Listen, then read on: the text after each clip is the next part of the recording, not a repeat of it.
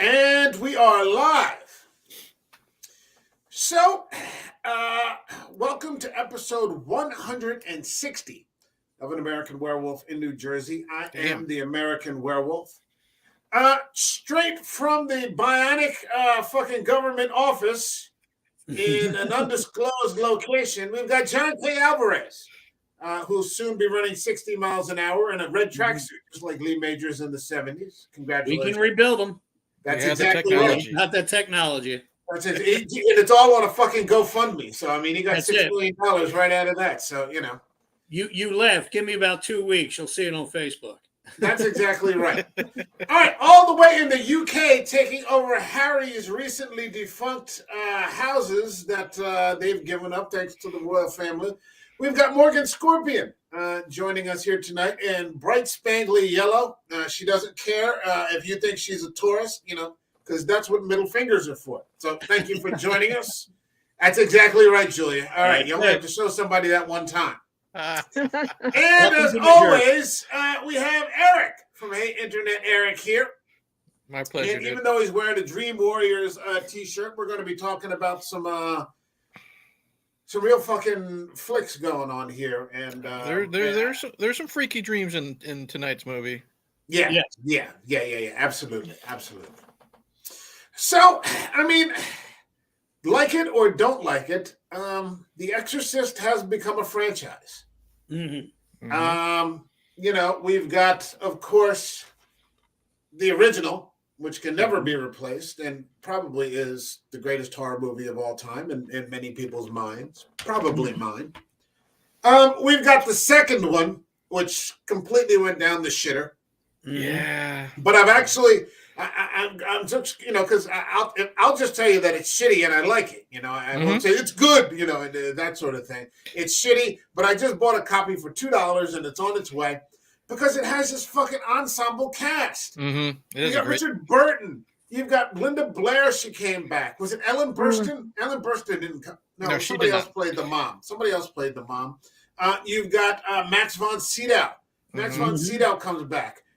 You've got James Earl Jones. Yep. James Earl Jones riding a fucking bumblebee or something like, or a fucking locust or something like that. Yeah. Well, wait till you see what he does when he shows up. If you don't remember, trust me. Yeah, and you know, from what I remember and what I understand, it actually had a halfway decent backstory on the Father Merrin character. Yeah, if I'm not mistaken. So then we've got what we're covering tonight. Which is William Peter Blatty's The Exorcist 3, and we're going to get to that in a second. I don't want to take too long to warm up, but then we started to get into the prequels. And I guess there's about 17 years between the first one and Exorcist 3, and then somewhere around the 30-year mark, they decided to start dropping prequels. And the first one that they dropped was a little-known film called Dominion, a prequel to The Exorcist. And I want to read the... Roger Ebert, who is famous for burying fucking movies if they're bad. I love him. God bless him. Rest in peace. Rest his soul. It says, a milestone in movie history, a strong, true, and intelligent film that kept me fascinated and fearful from beginning to end. So that's not light praise if it comes from Roger Ebert, because he was not, he had objectivity. He had objectivity, that rarest of qualities nowadays. And I remember taking a day off of work, actually, and taking a 3-hour bus from South Jersey all the way to New York City to go see it, because originally it was a film that was released, or they were going to release it, and then Warner Brothers looked at it, and it's more of an art house film than an Exorcist film. And they said, this doesn't have any exorcisms in them. You know, there's no spinning heads and pea soup. They're like, reshoot the whole thing. And Paul Schrader, the director, probably told Warner Brothers to go fuck themselves. And he just walked off the project. He's like, this is the movie. Like, this is what I did, and I'm not doing it again. Go fuck yourself. So, of course, they brought in the fucking auteur master, Rennie Harlan, to give them what they want, who, of course, gave them pea soup and spinning heads and all this other shit. And, of course, the movie fucking tanked. Then we got to the television series. And I know that some people like to take a few drinks and text their ex. I personally take a few drinks and go on eBay and find, you know, an Amazon and all that kind of shit. And I've got this, you know, fucking Blu-ray of the Japanese import coming in. and I thought it was going to be a big piece of shit when it came out. And that first fucking season was fire. I remember you telling me that. Holy shit, with Gina Davis, that first season was fucking fire. The second season has John Cho in it. It's not as good, and it got canceled after that. But that first season was legit. I don't know if The Exorcist actually has something that's considered canon, but that could be considered canon, I would argue. Now, unfortunately, they've turned it over to David Gordon Green, who's going to give us a fucking trilogy of dog shit. I'm thoroughly convinced, although no one would be more pleased to be wrong, because hey, then we've got some good fucking movies to talk about. Right. And then we can get in here and say, holy shit, that fucking Exorcist movie was fire. Can't wait till we get to the next one. Unfortunately, I'm not betting my grandmother on it. So, we'll just kind of go from there. But tonight, we're here to discuss William Peter Blatty's Exorcist 3 from 1990 with the great George C. Scott and Brad Dourif. And if you guys are ready, we're going to get it going, shall we? Yes, please. Let's get it going. Fire one.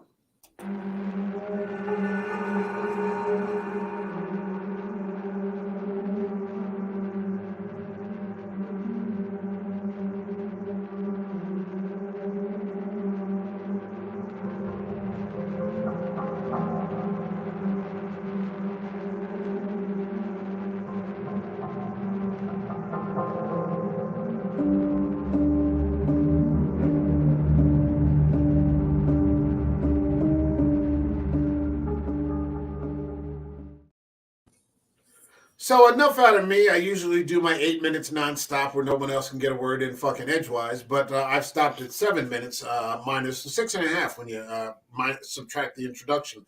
Let's hear from you guys, John, and then Julia, and then Eric. Give me your initial thoughts on the movie in general. Just anything that off the top of your head. What do you think? I remember seeing this when it first came out, this movie, and I was terrified. I actually really enjoyed it and loved it. I saw it again this afternoon, and in the beginning, I'm like, oh, why did I like this? But then when I got into it, I'm like, oh, that's why I liked it.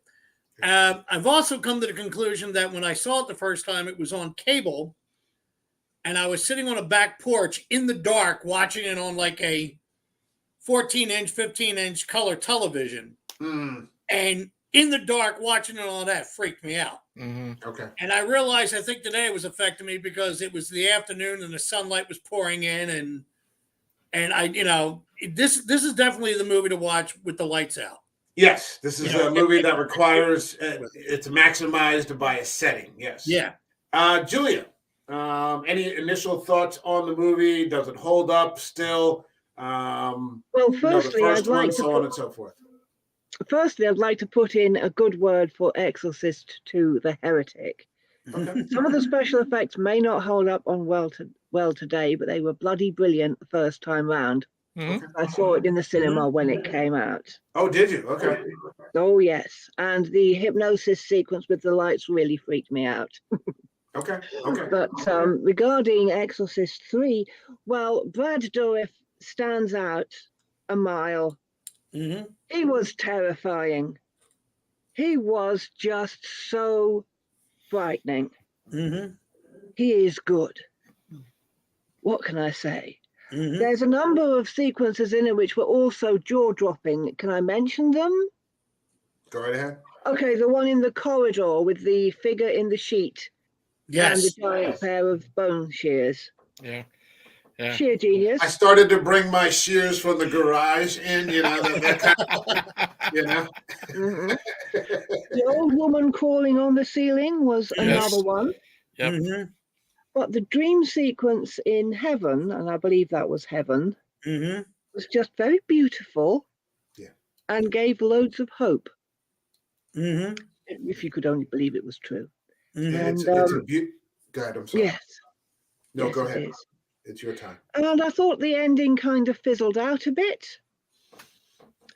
But oh my God, yeah, that is 4.5 or 5. I'm not sure. I know I'm supposed to leave that bit till the end, but I rate it very highly indeed. And I also loved, just for a moment, you've got a Joker statue instead in place of a saint.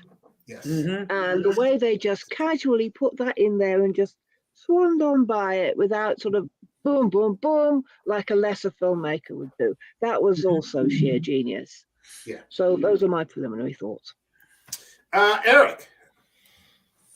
Well, let's just say if you're following the original, and if you're following Exorcist 2, regardless, Exorcist 3 is not going to be what you're going to expect it to be if you're following those two movies. Like Julia said, and I've said this in previous streams, like just bullshitting and just talking in general.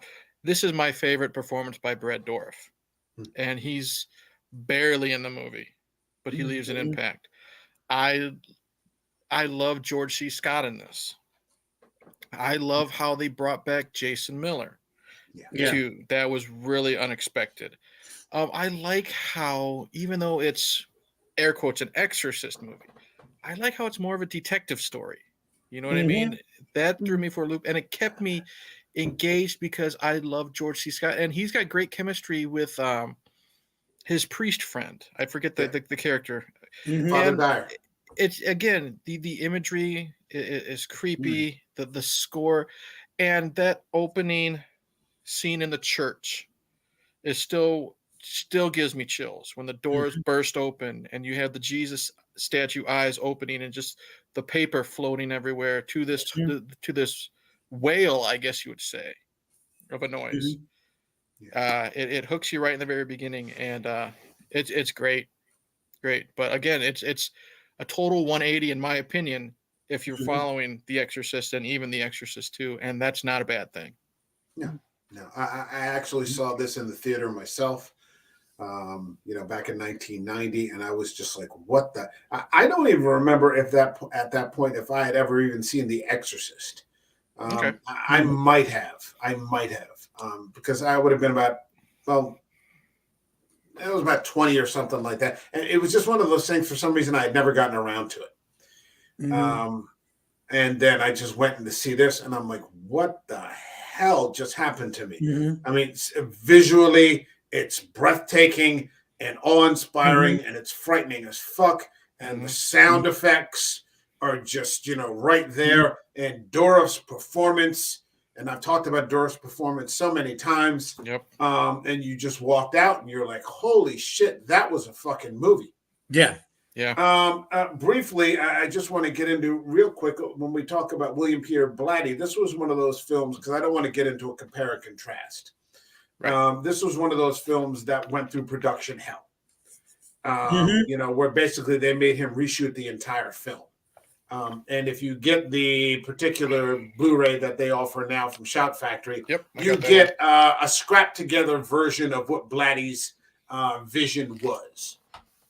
And ultimately what happened, I say that because what I did last week was watch Legion, the cobbled together version that they've managed to pick up from pieces that were on the floor. It's not even close to, probably what Blatty would have wanted, but it's as close as they could get to it.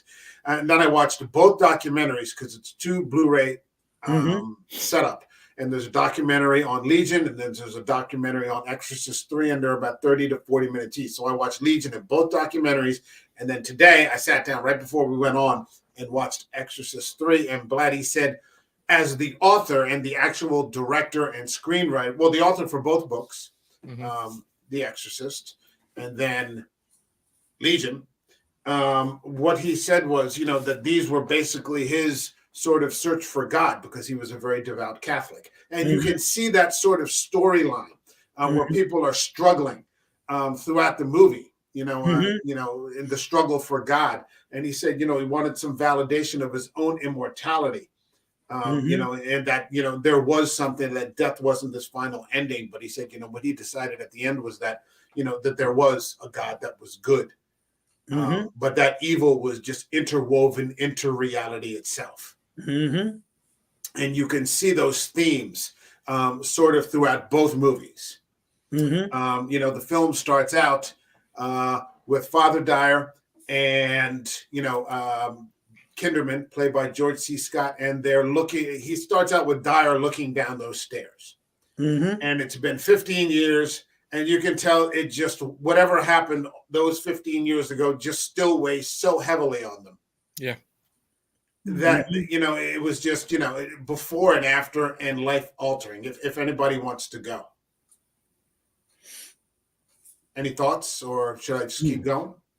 I loved the way they set it up with, in the beginning, the priest having his doubts in the beginning, and then George C. Scott's character, to me, was amazing how right off the bat he was a cynic about everything. I've seen it all. I've done it all. And I think that adds to the fear later on in the film, because now he's seeing something he's never experienced. The guy who's done it all is now completely new. And in the beginning, it was perfect the way they set that up, because it was very subtle. They could have really laid it. It was like when the priest got done with the mass, he was pouring himself some whiskey. And the student who was the altar boy was saying that you had mentioned Father Damien and about that, and he was just brushing them off. You could tell that the weight that was on them, either guilt, either being pain, it just was, they didn't overplay it. It was just perfectly played. Yeah, that's a good point. You said how he kind of brushed off the altar boy. Like he didn't want to talk about Damien, what happened to him, because I took it as just too much pain remembering, the death of his friend. He wasn't just, a fellow priest. He was a friend. I think it was Father Dyer who said, I saw it. I was with him when he died. I think he was the character that gave him the last rites at the very end of the first movie. Okay. Yeah, different actor, but yes. Right. So there you go. He was there with his friend as he dies, giving the last rites. I mean, that's got to, priest or not, that's got to hit you hard. You know what I mean? And now it's 15 years, and who knows, maybe he developed this drinking problem to deal with it. So it made the character, in my opinion, in an Exorcist film, take it how you want to, more realistic. You know what I mean? And like a how over the top, and not in a bad way, but how over the top the original one was at some times. You know what I mean? It made the guy more relatable. Julia, did you want to get in here? It looked like you wanted to say something. Not right this moment. I'm actually thinking some things through at the moment. Okay. I'm actually thinking about the theology of it, and not really getting very far, hence the confused expression. Yeah, if you want to voice those out, we can have that conversation. What I was thinking about is a common theme that we have through all these at least the Exorcist stories that are made in the West. So God made the angels, and he made them pure spirit, and he made them perfect. And then he made human beings, and he made us out of flesh and bone, and he made us imperfect and sinful. And then he told the angels that they were subservient to us, that they were supposed to look after us. So one of the angels, Lucifer, who some say was God's favorite, was so outraged by this, he got together a few other disaffected angels, and they had a war in heaven, and they lost, and they were cast out into hell. And they have always hated God since, and they've always hated human beings. And what they most hate about us, apart from the fact that God prefers them, is our physicality. Because angels, being pure spirit, they don't eat, they don't excrete, they don't vomit, they don't get sick, they don't have sex, any of that. So this is why when you see in the Exorcist movies, gosh, am I still... Oh, the screen just changed. Glory, it freaked me out a bit. But so that is why the possessed people puke, vomit, urinate, excrete, use sexual obscenities, manifest scabs and sores and gaping wounds and mucus and pus and stuff. is their disgust with the physicality of us. You know, that's disgusts them, which is why they behave in such a disgusting way. And I'm pretty sure that in The Exorcist, the book, yes, is that Peter Blatty is pointing out to us. What was he pointing out to us? We're in the battleground. That the whole point of this thing is to terrify us, to disgust us. Obviously, they're venting their hatred, but to make us despair. Yes. To make us doubt the mercy of God. Yes. Right. And that was brought into conversation during the exorcism in the first movie when Karras asks Marin, why is this happening to this little girl? And he said it's not about the little girl, it's about all the other people who bear witness. You know, to make those people despair and to make them think that we're beasts and you know, we could not be possibly worthy of God's love because look at this awful thing that's happening to this little kid. And that was the point. Yeah, that was the point. It's a hell of a thing because, you know, when I think of this scene, you know, I think of the effect that it must have had on both of them, because even though it's not really drawn on in this movie, at least with Kinderman, with Father Dyer, like he's gone beyond belief into actual evidence, you know, from this incident from 15 years ago, from this exorcism, and the impact that must have on a person's life. You know, it's not this quaint belief, you know, it's not this, you know, kind of warm, fuzzy feeling. He's been brought into actual absolute proof by, you know, being in the periphery of the most awful thing. And so, you know, both of them are just so, they've just been struck by it. You know, that's the best way that I could put it. Hold on a second. We've got some comments here. Let's lighten it up a little bit. Fred Weedow, he says, hey, good looking good, fellas. What's up, Fred? My man, Fred. We try. Fred. And a scare in the shave says Brad Dourif is amazing in this. Yes, he is. Well, part 2 is awful, so I had little expectations, he follows up with. And says, George C. Scott is so angry in this, and I can't help but love him. That damn carp. Yep, swimming up and down that bathtub. Made me laugh out loud when I saw that again. It says Fabio is also terrifying in this. And Yeah. Fabio is always terrifying, regardless, anywhere you see him. And then we've got Slasher Fred. What's happening, man? It says, in The Exorcist 1973, one of the famous scenes is the character of Reagan spinning her head. And in the original Child's Play, Chucky also spins his head. And I wish somebody would throw him into a fucking garbage can right after that. And that would have ended. I never understood why someone just didn't step on that fucking thing and just, you know, end it right there. But no, we've got to suffer for 73 more minutes. All right, so, yeah, we're not They've suffering. got to keep milking that cash cow, haven't they? Yeah, exactly. There's an inch of flesh left on that horse. Hit it hard. So, I mean, you know, we go from there into, you know, the scene where, you know, we go into the church and it's just awful to look at. Yes. And it's frightening as fuck. Yeah, like I said, I still get chills watching that scene. I like John says, watch this movie in the dark, and that's what I did. I did it late at night in the dark. Literally all I had on was like the fireplace to like the left of me, and this still scared the shit out of me. This scene. Yeah, because, you know, you think of this church as this safe place, untouchable place, right? You know, untouchable.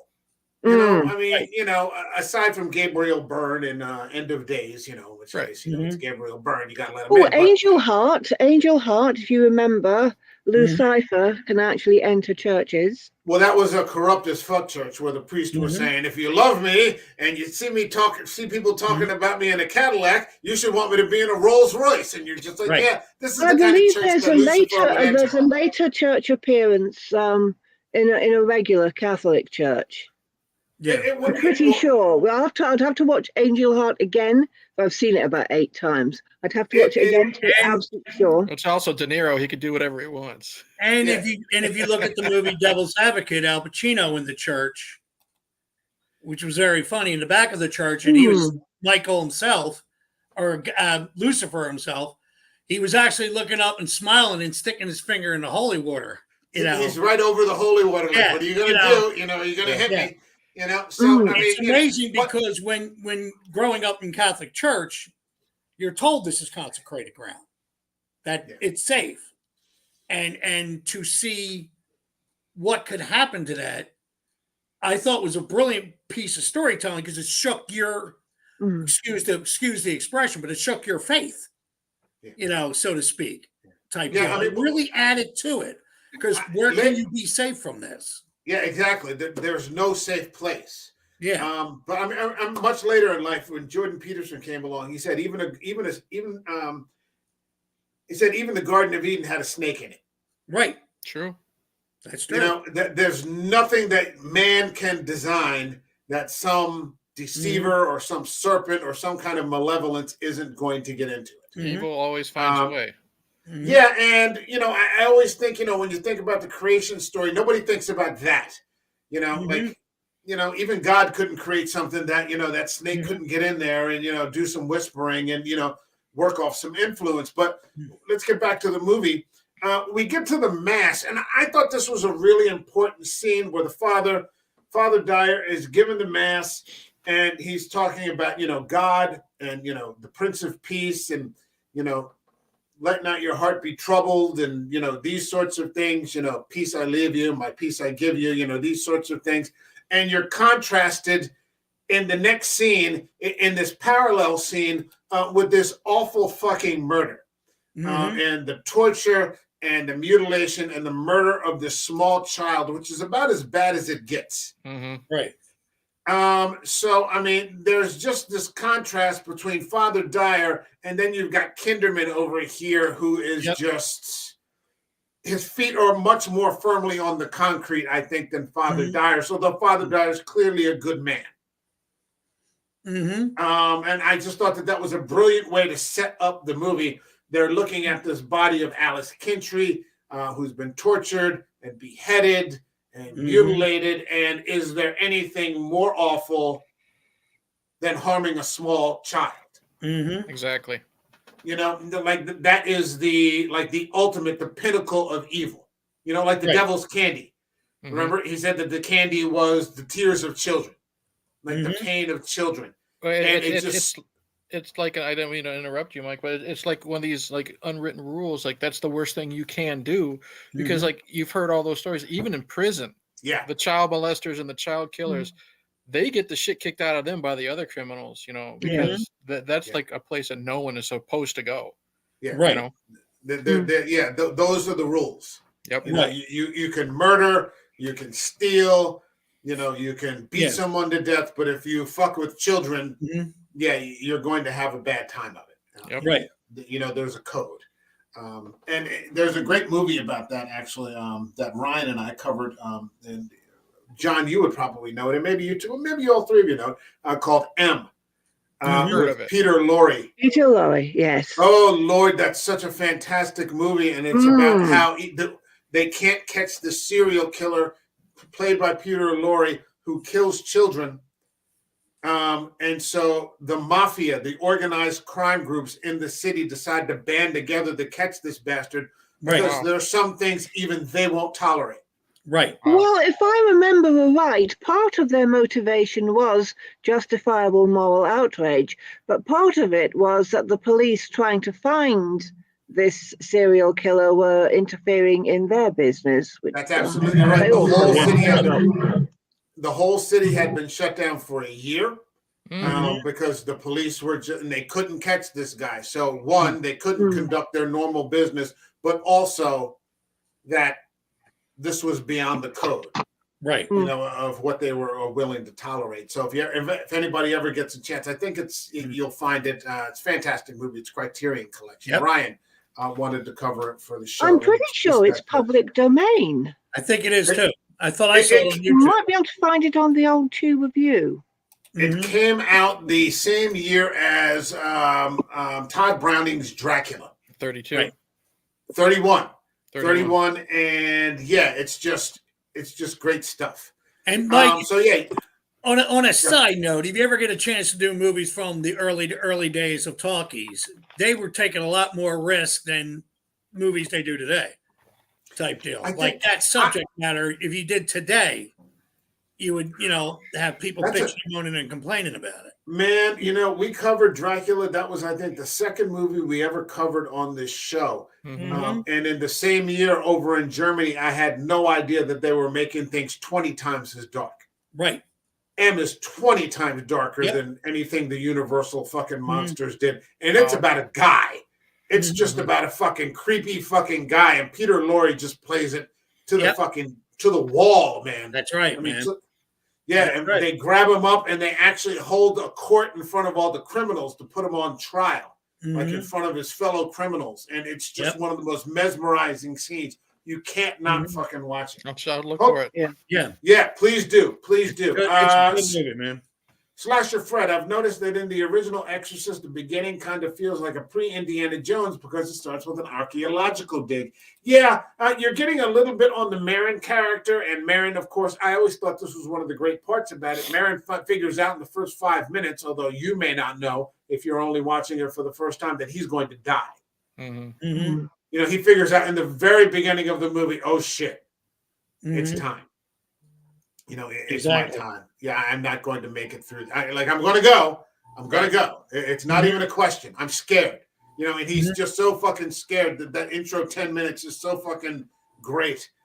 That's what just makes it one of the all-time great movies. But I thought it was great how, and I don't think you could get away with this today. These are old school men. I noticed this being a guy. I'm going to be 55 this year.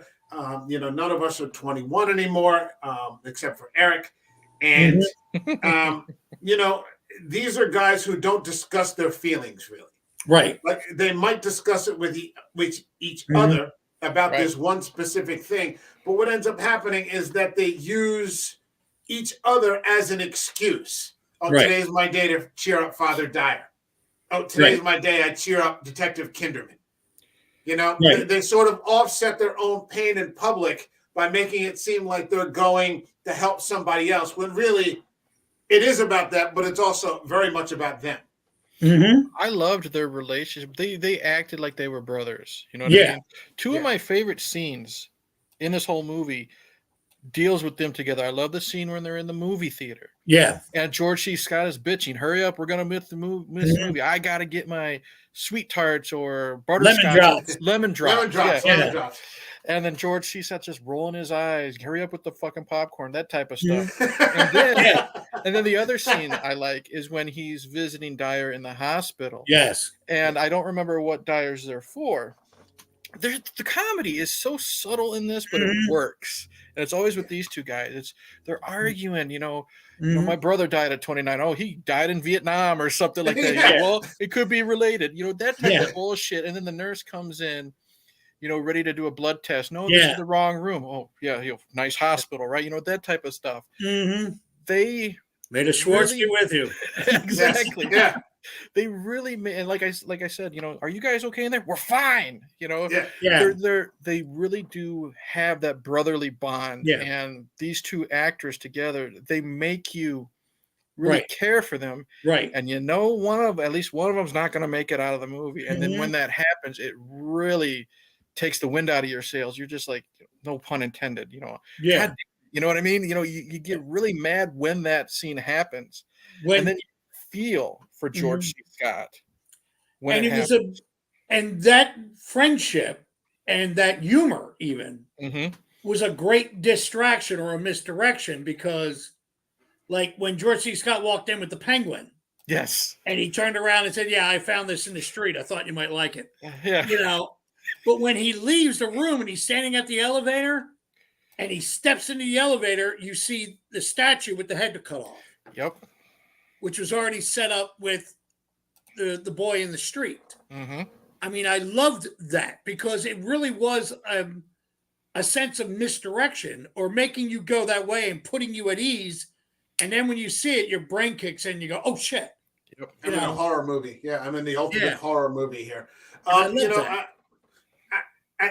think that, they're a great pairing together But also, I think we should be giving credit to Blatty.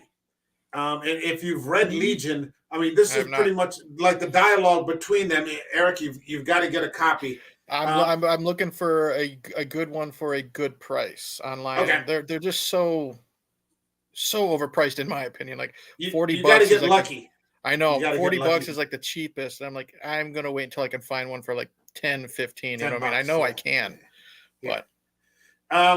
but this is lifted directly from Legion. Right. And it's a shame because Blatty is sort of known as a horror writer from these two things, but I think he was more than that. I think he was just a great fucking writer. Okay. And Blatty started out his career actually writing comedy. He talked about this, and then he was working on this thing on the side, as he's struggling with his faith, and then he becomes famous for this thing, and they're like, Blatty's writing drama, Blatty can't do that. Blatty's a comedy writer. Then he writes this, and his whole fucking life blows up, and then later on, he wants to go back to writing comedy, and he said he couldn't get out of it. Right. He couldn't get out. It's like, Blatty write comedy? No, Blatty does, these sorts of things. What a weird career shift. Yeah. Yeah. Inadvertently, his side project, this, passion project, about his personal life, ends up taking over his entire fucking, career. Yeah. Exactly. But I mean, that dialogue is lifted directly from the book.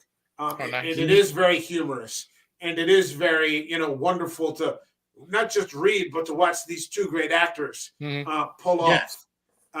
They really are the best. I think one of my favorite scenes is in the restaurant, where you've got Larry King's in the restaurant, and like C. Everett Koop, and who at the time was the Surgeon General back then, I think under George H.W. Bush. And you get to see the contrast of the two people, and their sort of perspective on things, and how, Kinderman is kind of burnt out. Yeah. And he's very jaded, and he's very cynical, and he's, struggling a great deal with all these awful things that police officers must see every day. Yeah, every day. At least the ones working in major metropolitan areas, not the guys that are just, working speed bumps. It's got to get to you, man. Yeah, it's got to. And, we've been talking about this for about 3 or 4 years now, and some people longer than that, how PTSD'd a lot of police officers must be. Yep. Even if you're coming upon, awful car crashes, right, and things like that, the things that you must see every day that you just have to take home and then go back to work the next day. You gotta be numb to it. Yeah, and or you don't. Well, true. Or you don't, and it becomes a problem. And I thought just one of the great lines where he's like, the whole world is a homicide victim, Father. And he's, is a God that was good create something like murder or like death? He's like, personally speaking, it's not a winner. It's not a popular, choice, Father. And the Father, he's just, it's all going to work out. We're spirits. We're going to be okay. This sort of thing. And he's not reaching Kinderman because Kinderman has just come from the Kintry murder. Right. And that sort of thing. And when he describes, and maybe letting Father Dyer hear for the first time, what it is that he sees every day, you can see that it has an impact on him. Just these awful fucking things. Right. And George C. Scott is such a stoic.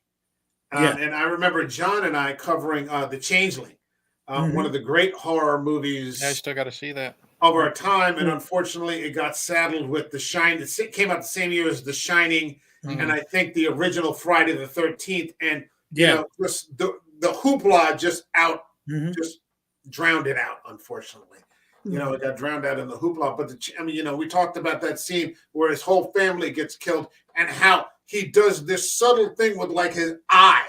Yep. And you're just like, holy fucking shit! Like, how? What the fuck? Because we were just talking about like Walken, I think, in The Prophecy, doing nothing and making it look interesting. And it's Christopher Walken, but George C. Scott put his performance to shame. And it's such a great casting choice. George C. Scott is just such a magnificent casting choice for this, as this old, jaded, old school detectives. He's got that big old belly, hanging over him. He looks like a coronary. He's going to hit him like any second now. Yeah. And, he's out there just chewing out his subordinates, giving them the business like all the time. He's just this crass, cynical, sarcastic old bastard, but we love him. Yeah. In the previous scene, Mike, when George C. Scott was looking at the body of the boy under the sheet, one of the things that I loved about, I don't know if it was him or if it was the director's point of view, instead of just looking at the sheet once, like they were doing another movie and then put it down and get up, George C. Scott looked at it, put it down, moved, he looked at it 3 times before he could take it all in.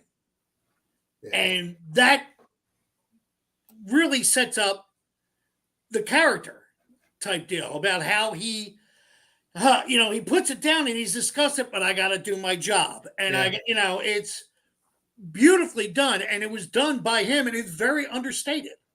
Yeah. It's not overly dramatic. He's not overplaying it. No, because we had, right, I'm sorry. No, he's just the way he plays it in a very believable way. Because we had talked about in The Changeling when he loses his family, it's just this facial expression. And it's this like microscopic expression, but it's everything. And we had compared that at the time to like Pet Sematary, where that kid runs into the road and the dad's like, ah! And you're just like, oh God, overacting like 101. But it's just Jesus Christ. And here we've got, like a masterclass going on. Hold on, Fred's here again. And he said the same year this movie came out, there was the horror comedy spoof Repossessed, which had with Leslie Nielsen. Leslie Nielsen was riding the high country back then, which had Linda Blair spoofing her famous role from The Exorcist. And I just saw a commercial with Linda Blair the other day, and it was spoofing that. She has a new commercial out, and I can't remember what it's about. But her neighbor starts spitting up green soup, and she's like, "Yeah, I've been there." This kind of thing. And trust me, Repossessed is a big fucking different movie than The Exorcist 3. But one thing that it is cool about that it's a stupid fucking movie, but I have fun with it, is Linda was finally able to make peace with her role because she's always going to be known as the Exorcist. I hope so. And she's actually been, she does all these conventions, and what I like is, she's big into dog rescue and stuff like that. She's all for signing autographs. She says all you gotta do is make a contribution to her charity, and I just think that's cool that she's finally made peace, because she was put through hell as a kid after this, and she's finally accepted. Okay, I'm the lady from The Exorcist. You know what I mean? She had a very rough life after this, and like the rock stars descended on her. I don't know how many people. Rick James, at least. Rick James was the big one. Rick Springfield. Yeah. When she was 15 years old, she was dating Rick Springfield. He was 25.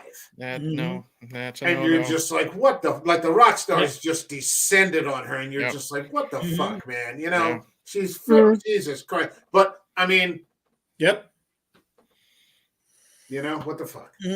What the fuck? So I mean, that brings it to one of the scariest scenes for me, the confessional scene. Yes. Holy shit, because if you thought the church violation was bad, the fact that you can't see who's on the other side, it's just in that cackling. That voice. Starts, and you're just like, holy shit, this is awful. Even before the cackling, just that voice is just so unnerving. Yeah. Well, it isn't. Well, to me, like the first time I saw it, I didn't understand what it was building up to. So it's just like, okay, it's just some old buzzard, complaining about, their scrupulous conscience, and they're a little, got half a screw loose, quarter tighten up, quarter clockwise turn, and she'd be all right, but this is the way it is. And then all of a sudden it just flips where she starts describing all the murders. Right.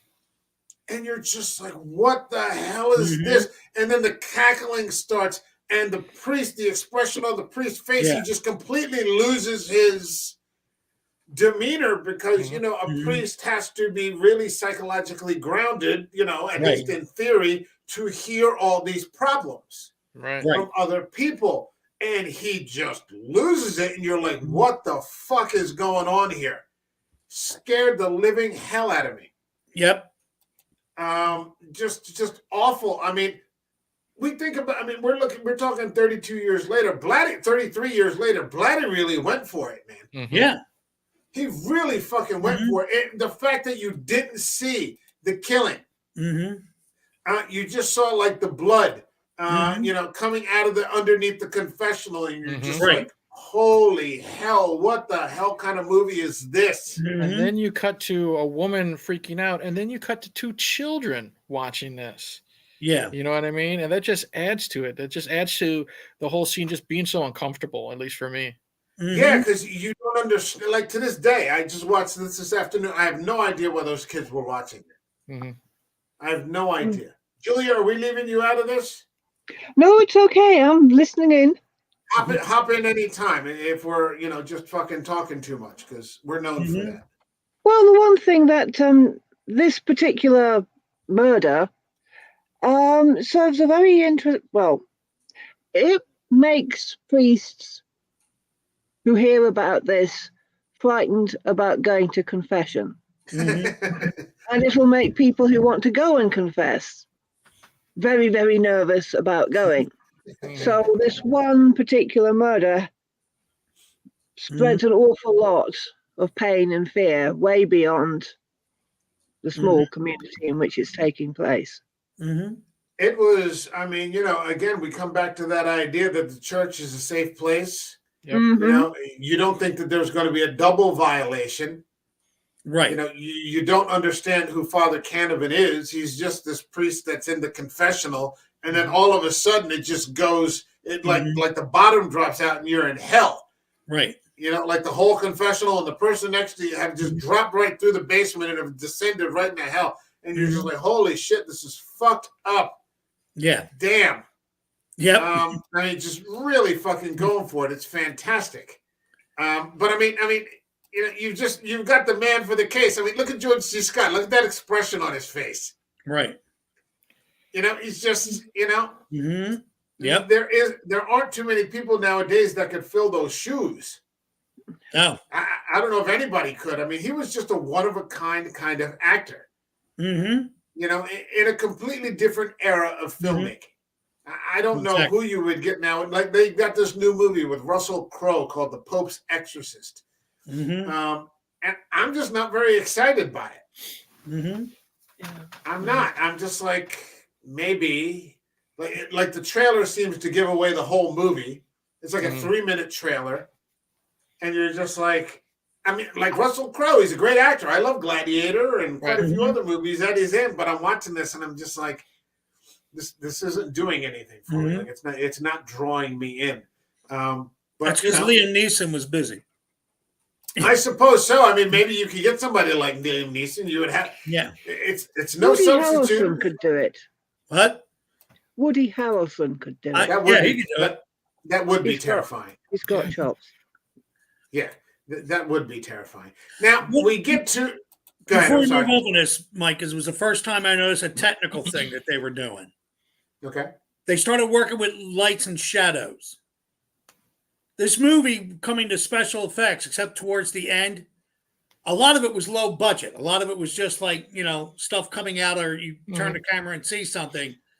But in the church, especially when George C. Scott was like doing the investigation and looking at the body, when the murder was going on, it was shadowy and even the colors looked dull. And then after it was done, all of a sudden light was coming in and everything else. They played a lot with shadow and light in this movie to set up darkness and good.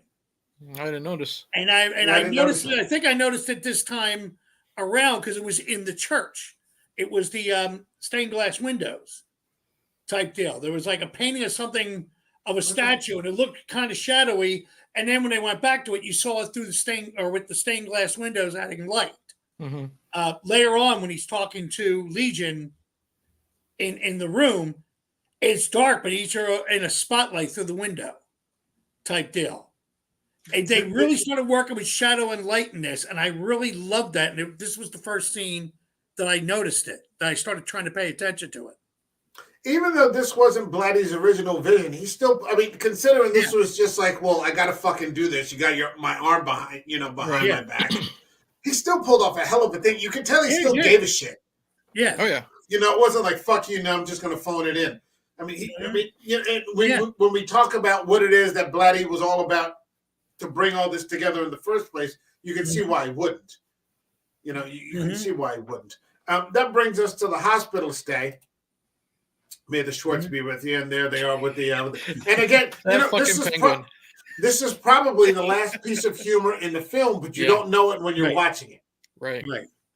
Because it's about the whole bottom is about to drop out, and you don't realize this is the last time you're going to see Father Dyer. And it's just a great scene. He's reading like Women's Wear Daily. Yeah.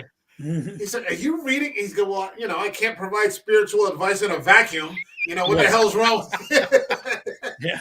He's like, "Shouldn't you be reading from the Gospels? You can't get all the fashions." Okay, See that little bit of humor, it's needed in this type of movie.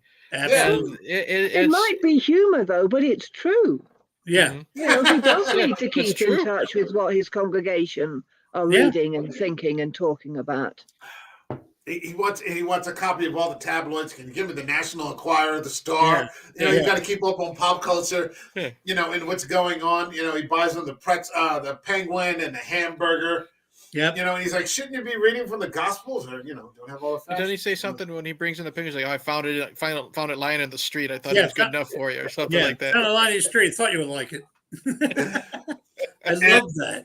Yeah, it's just, I mean, they just have this great back and forth kind of banter. And I remember at the time, a friend of mine watched it with me, and this was a long time ago. He's like, "This reminds me of Grumpy Old Men." They lifted this off Grumpy Old Men. Yeah. And I'm like, shut the hell up. This was written like 20 years before Grumpy Old Men. You just want to hit them in the head with the fucking book, but you can't expect everybody to. Well, Grumpy Old Men was a documentary. Yeah, pretty much. Any two fucking old men that live next to each other. You're a schmuck. We should cover that sometime. That'd be fun. Maybe next winter. Because we're all becoming grumpy old men. Yeah, kind of, sort of. So, the hospital stays, and he's like, "There are Jesuit missions in India, Father. Like, shouldn't you be?" No, these sorts of things. And, just to show it a different time we're living in, he's smoking in the hospital. Yep. Yeah. He's smoking in the fucking hospital. Like, you'd probably, be horsewhipped nowadays. Then, though. Yeah. Huh? Everybody did. Yep. Oh, everybody smoked everywhere. John will tell you, when we went to college, they were smoking. They had ashtrays set up in the 4 sectional chairs. Yeah. That we used to sit in the hallways of the university. John and I went to the same college. And, they would have ashtrays embedded inside the little wooden centerpieces where the 4 chairs were connected. Yep. Now you go there and, if you were to light up a cigarette, holy shit, that'd probably be a death penalty offense. In 1979, my dad had a quadruple bypass at Einstein Hospital. 2 days after the operation, the doctor walked in with a pack of smokes that he smoked and asked him if he wanted one. Wow. Sounds about right. My dad's like, "No, I'm doing all right." And that's when he quit. That's when he stopped smoking. But I remember they walked in with a pack of, a pack of Moors. It was like those little skinny cigar shit. Does anybody? I don't know if anybody remembers Richard Linklater's classic "Dazed and Confused." Oh yeah. There's a famous scene in there where this woman's in there to see her gynecologist or her. What do you see when you're having a baby? Gynecologist. Is it gynecologist? Maybe, no. Yeah. When you're pregnant, you see a gynecologist. No, I've never had one. Or pediatrician. Is it a pediatrician? He's just like, make sure you drink plenty of milk and you're getting vitamins. And the doctor's like smoking a cigarette, like right there in the office with her, like you're smoking around a pregnant woman. You're just like, make sure you're getting plenty of this and that and the other. So, I mean, this leads us to one of the more bizarre scenes, and it's just beautifully shot. The station. Yes. Thoughts? Anybody? Julia, thoughts on the station? I can't remember the station at all. I wish I could stream this. I'd probably get. I definitely get clipped. Are there a lot of people in beds and angels standing around looking concerned? Yes, ma'am. Yep. Yeah, the Here dream we are. sequence. Yep. That Yeah. was beautiful. Yeah. That was beautiful. And you can see that they're, Earth, going to Borderland, Yeah. second wing, therapy, intensive unit. Elsewhere. Elsewhere. Yeah, the train to elsewhere. And George C. Scott is just walking through this, and all these people who have died. And if you watch the Legion version, this is one of the few times that I'll come back to this, Blatty's original version, Dorff. Dorff is actually cast as Father Karras. Jason Miller isn't in Blatty's original version. Dorff is Karras. And he tells him when they're doing the conversations in the asylum, which is a completely different set. It looks like they're almost in like a medieval torture room or something like that. And he tells him, he goes, "I'm in the station." Like he plays it much more human than Jason Miller did, and that Dorff does in the theatrical release. He goes, "I'm stuck here in this place. Like I don't really even know where I am." These sorts of things, but it's just a beautiful set. It's just a beautiful set, and you've got cameos. You've got Samuel Jackson. Oh, there we go. We got Fabio, and that's frightening and horrifying enough right there as it is. Patrick Ewing is an angel. Even his hair has wings. Yeah. We've got Patrick Ewing. Patrick Ewing playing like solitaire. Patrick Ewing playing solitaire in the, and they start this conversation about how, we come here first. Like there's this transition place where maybe they prepare you. Especially perhaps if you had that wasn't in the version that I saw. Oh, really? I don't actually remember the conversation at all. So he doesn't have a conversation with Patrick Stewart, but I mean, because that would be scary. But I mean, it goes on from there until he recognizes the father. Father Dyer's in there, and you can see he's got those stitches around his neck. And I really like that little detail because it's already a dream sequence, so it's got to look a little off. You know what I mean? So I don't know if cartoonish is the right word, but those stitches across his neck, I was thinking, Frankenstein monster, stuff like that. And I don't remember the murder victim. I think his name is Thomas, the little boy from the very beginning. He had it. He had the stitch, the Frankenstein stitches as well. And I'm sorry I couldn't save you, or something like, or sorry I had to die. He says something like that. Yeah. Because I'm so sorry you were murdered, Thomas. I miss you. There you go. Yeah. Yep. I'm so sorry you were murdered. You would have this just, banal sort of response, this extremely uncharacteristic response to seeing a dead person. You would just accept it. The way that you accept things in dreams that possibly couldn't happen in this, level of consciousness. It's a fantastic scene. And you also see the other father there, and the one who's decapitated in the confessional. Yeah, and he is extremely traumatized. And I'm trying to bring it up here if we can find it. It's an extremely upsetting, sort of shot of him, and he's just sort of stunned, I guess, by what's happened to him here. Sam Jackson in there, and he just runs into. I must have missed Sam Jackson. Yeah, he was in there. It doesn't sound like Sam Jackson. You know what? I think you're right, because I think Sam did like an episode, I don't know, Conan O'Brien or Jay Leno or something like that. He said like this was one of his first roles, and he says it's not even my voice. I think he once said that in one of those talk shows too. It doesn't sound like him. It doesn't sound like him. And so we come back to Father Dyer, and I can't find it. I guess I have to go back too far. But I mean, he's just having this conversation with his dead friend. I wonder if we're both dreaming. He's like, "No, Bill, I'm not dreaming." Which I think is one of the scariest lines in the movie. I'm not dreaming this. I was like, oh shit, he's dead. Yeah. We got Heroic Waffle saying hello, everyone. What's happening? Hey, Waffles. Thanks for stopping in. Hello, Appreciate it. sir.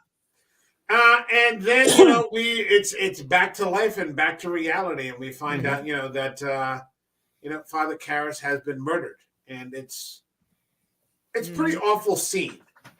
Yes. And it's just fantastic the way that George C. Scott plays it. Having to look at his dead friend who has been mutilated and mangled.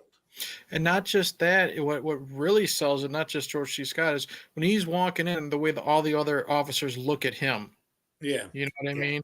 Like even the photographer who's taking pictures of the crime scene, one of the cops just kind of waves him off and tells him to stop while George C. Scott's in there, so he can have a moment with his friend. And that made it more realistic and heartbreaking to me. It's Yeah, especially when you consider what has happened to him. And that he's been decapitated and exsanguinated. And then having to see that. Yep. Not just to a stranger, but to one of your best and oldest friends. Yep. Like you can't even imagine something like that. That's just awful and horrific. And I mean, it's just another example, not just in the story or in the movie, but the example of what Blatty was talking about. I mean, he really went for it here. It's awful. This is where we start to get a first look at, because we're in the hospital now, what might be, or it turns out to be Jason Miller. Yeah. Thoughts on Jason Miller's appearance? I liked, because I knew about Jason not being in the original cut. They said he had become such a big alcoholic by the time, and he had wet brain. He had wet brain. He could not remember any of his lines. Yeah. So Brett Dorff had to pull double duty basically until they were able to get Jason. But I liked it because it was nice seeing a familiar face, because there so many recasts from the original.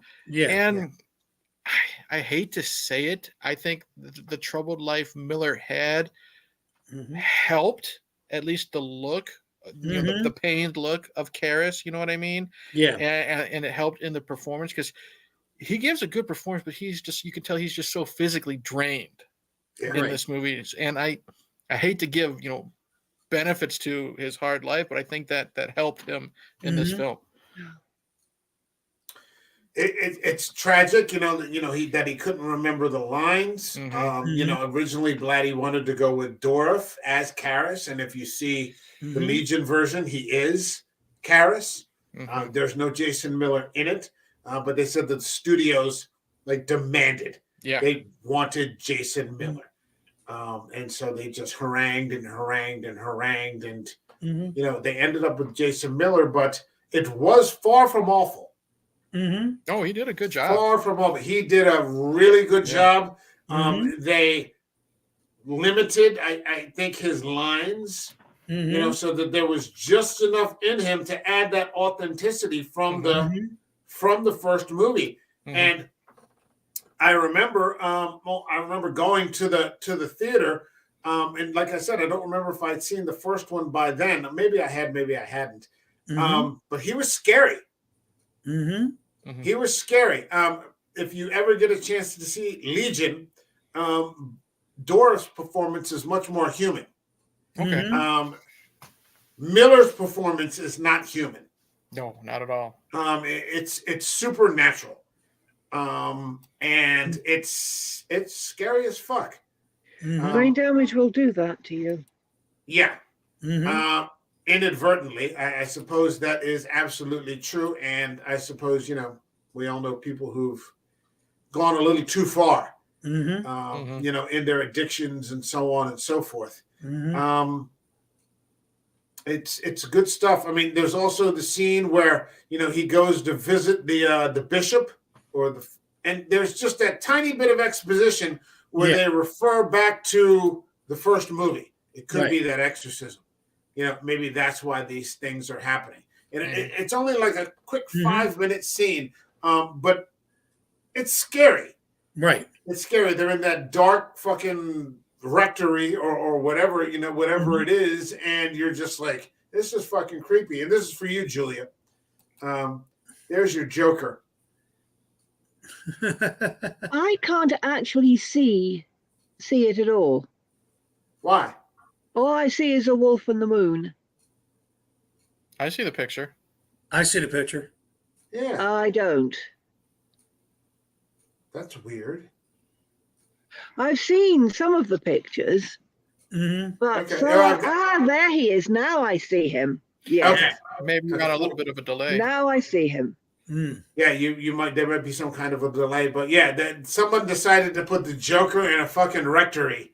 Yes. And that, yeah, I guess Blatty's trying to, well, maybe he was trying to get struck by lightning or something like that, but whatever it was, it worked. Yep. Love that, though. And it's just scary. And that leads them back to the hospital, where he starts to get it on with Jason Miller in these conversations. Yep. I thought that these were great. Yeah. In the sense that, I mean, they're just. John, talk about this. I mean, if you could, it's just something that you would see like out of an acting class where two people are sitting on benches like across from each other, just kind of going at it. It almost looks in my, fucking newbie's mind, my layman's mind of like some sort of rehearsal. There was a teacher at Stockton that I had who said this line in an acting class, and I use it when I teach acting. It's more difficult to act when you're doing nothing, but make it so that you're doing something. I mean, in this scene, it was a conversation. Mm-hmm. Yeah. If you're going to say it was man and the devil, for lack of it, or legion, as it were, and they could have played it over the top. They could have played it with angst. George C. Scott, or if it was anybody else, but George C. Scott could have done all this over bit. And what it was is they trust the dialogue, and they made a connection with each other because they never stopped looking at each other. I noticed it again this afternoon because I've seen this a couple of times. They didn't blink, really, unless they were, and it was a conversation. George C. Scott was the cop trying to get information From the crook. and the crook was more than happy to tell him. Yeah. One of my scary, and this is what I was talking about with the lights too. Good point. Yeah, okay. Well, they're going in two different directions. So Exactly. what is the light source? Window, sunlight. Well, it can't be because it's going in two different directions. Mm-hmm. They'd both be going in the same direction. They'd either both be going that way or both be going that way. It's supernatural, Julia. And it's also showing the opposing sides. You're looking Yeah. at good and evil, for lack of a better term. Yeah. It's something that it's we've the always way- said on this channel before: is less is more. Yeah. Like John said, it's just two people talking. It's two Yeah. people, and all George C. Scott is doing is being a cop. Mm-hmm. One of the scariest lines is when Legion turns around and says, "Oh, did he die? Is there a service I would like to go?" That got me, And I mean, when you really stop to think about it, all George C. Scott is doing in this scene is listening. Yes. Yeah. He's just listening. Like And he's just making letting it this man interesting to talk. listen. And I don't know Yeah. if it's this scene or if it's like, a future scene when he's actually talking to Dorff, but like John says, there's no blinking. The only time you ever really see any type of agitation from George C. Scott is there's a very quick shot to his hands on his knees, and he's kind of clinching up into a fist. Yeah. So he's Joe Cool, you know what I mean? Talking to, lack of a better term, his dead friend. Yeah. And he's not showing it except for that one time when he's kind of clenching his fist on his knee. I mean, even Getting at the to end him. of that scene where he hauls off and punches him, Yeah. It's that sudden action and everything else. George C. Scott is making, as an acting class, for lack of a better term, he's making listening interesting. Somebody else could just sit there and blah, blah, blah. He's given the focus. He's given the by just concentrating on him. Yep. and it gives and it says so much by doing so little. Type Exactly. deal. It's an old school acting technique, because very few people aren't comfortable just sitting there, and they feel like they have to do something, and that's the brilliance of George C. Scott and I can't remember the other actor's name. Jason Miller. Thank you, Jason Miller. Only because, that's really old school. It's more theater acting than film acting, because all they were doing was talking. And one of the things that I thought, I'm sorry, John, I didn't mean to cut you off. I apologize. No, go One right of the things that I thought that was really great about this too is that the quiet. It's such an understated performance that it doesn't prepare you for the transition, or it does, or it really prepares you for the transition to Dorothy, who just explodes onto the screen. Yep. You had Jason Miller, who's just been sitting there quietly, and he's done a couple of horrific things, like with The Roar, and he describes, a couple of murders, this sort of thing. And then all of us, and this was my first exposure to Brad Dourif. That's right. And you're just like, what the fuck is this guy? And at first you don't understand what it is that you're seeing. Right. But what you're seeing is the real person that's actually in front of George C. Scott inside the body of Jason Miller. Yeah. That George C. Scott can't see because he doesn't have the belief. Right. And I mean, if 2 years ago, 3 years ago, if I had not, 2 years ago maybe or something like that, if I had thought it was going to work, I would have waited in line 5 hours at Monster Mania Con to meet Brad Dourif just to talk about this. You told me this story. Right. Well, Except it was a 5 hour line. I'm going ahead, to piss Julia. you all off in a minute. Okay. I wish I'd thought of this sooner. Julia's always got to one-up me. That's why I keep having her on the show. I love, but I really do. This scene, Christ, I remember when I was teaching acting, I would sometimes use scenes like this and say, watch this, pay attention to it. Because stuff like this, and it's so rarely done, and again, this is more like an art house film. I remember, there's that old saying that the devil, first and foremost, is always a gentleman. And I would always add to that, until the mask slips. Yeah, because you got to charm you. It's like a spider to the fly. You know what I mean? Yeah. And in many ways, go ahead. Apologize, gentlemen, because I cannot find the physical copy. I'm going to have to go to. What do we got? Because, dear. Did you meet him? I'm going to load this onto my computer screen, onto my desktop as a JPG. Then I'm going to upload it to Twitter. Okay, and I'll take it. Yeah. Okay. DM it to me. DM it to me. Or do you not? Can you put it in the private chat? I think we have a private chat here. Ooh. Yeah. I'm not sure I can. Let's see. Yeah, there's a private chat. If you can download it and then upload it into the private chat. If not, then just DM it to me and I'll show it. But his I mean, this is another example of how great George C. Scott is, because he's just listening. Right. He doesn't flinch. Again, he's just listening, and you're just listening to this guy vacillate between hell and human. Right.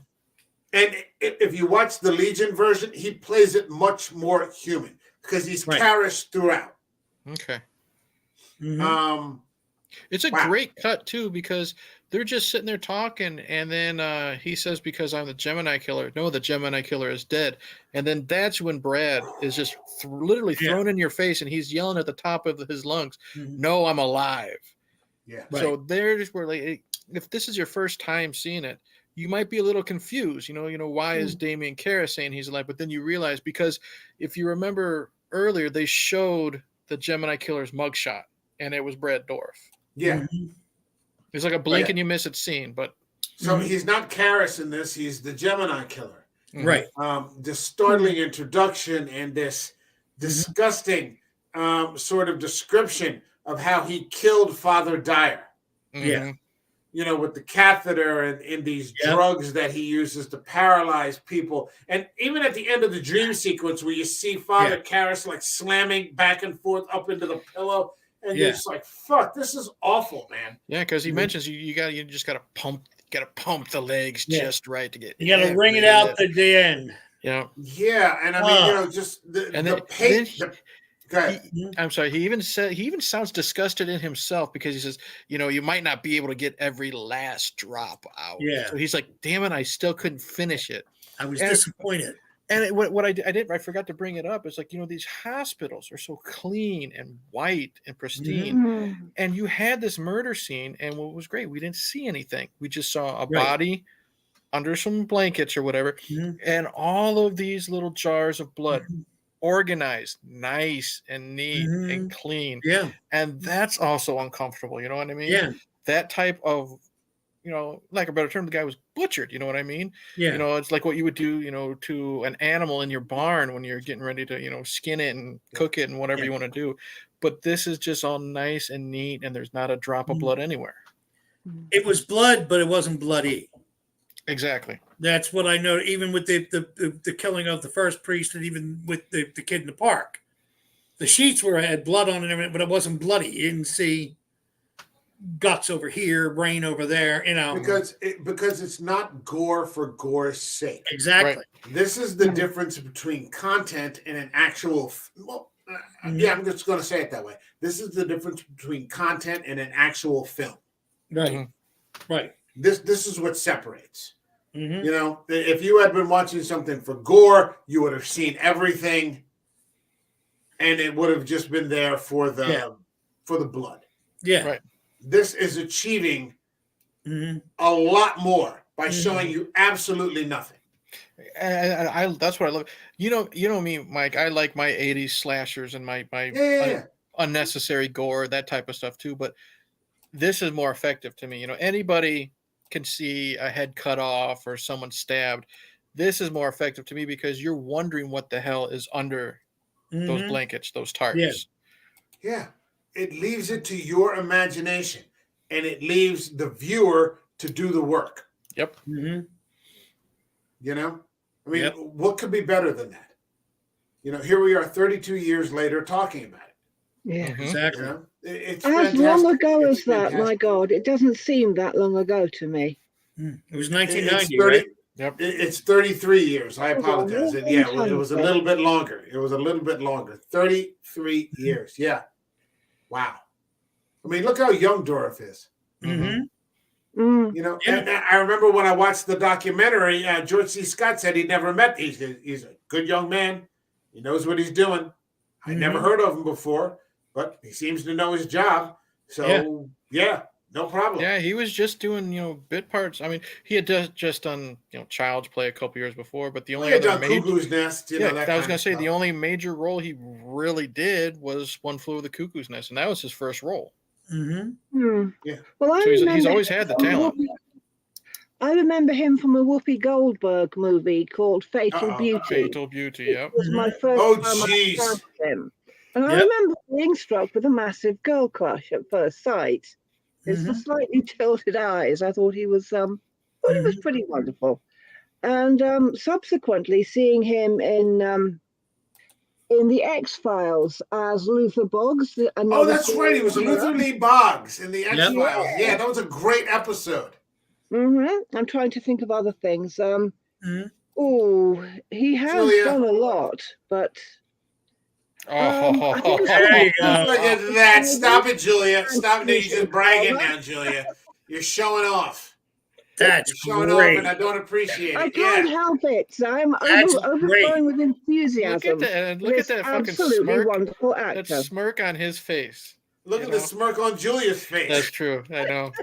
That's awesome. I'll tell you a very little story. I'm very bad with numbers, and time is numbers. So I queued up to get David Warner's autograph, thinking that Brad Dourif's autograph session was later. So I met David Warner. I've met David Warner several times, by the way, and he was lovely, a lovely man. And anyway, then I found out that Brad Dourif's signing session was over and that I'd missed it. And one of the handlers went and asked him if he'd come back for a few minutes and do another signing and photograph. So he did. And I thought that was so good of him because he totally didn't have to do that. Very cool. Awesome.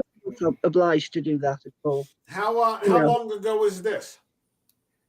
Oh, good grief. I think this was 2003, 4, something like that. Okay. Okay. I'm not quite sure, to be honest. It was a long time ago. So you were 16. Right. I was in my 40s there. Okay. That's awesome. So That's he awesome. came to London? Cool, Yes, he came to London. It was the London Film and Comic Con, which I believe was at Olympia. I think it's changed venues a couple of times. But they've gone downhill, by the way. They've gone downhill. I really don't, I'm not going to recommend London Film and Comic Con to anyone, though some people will tell you it was wonderful.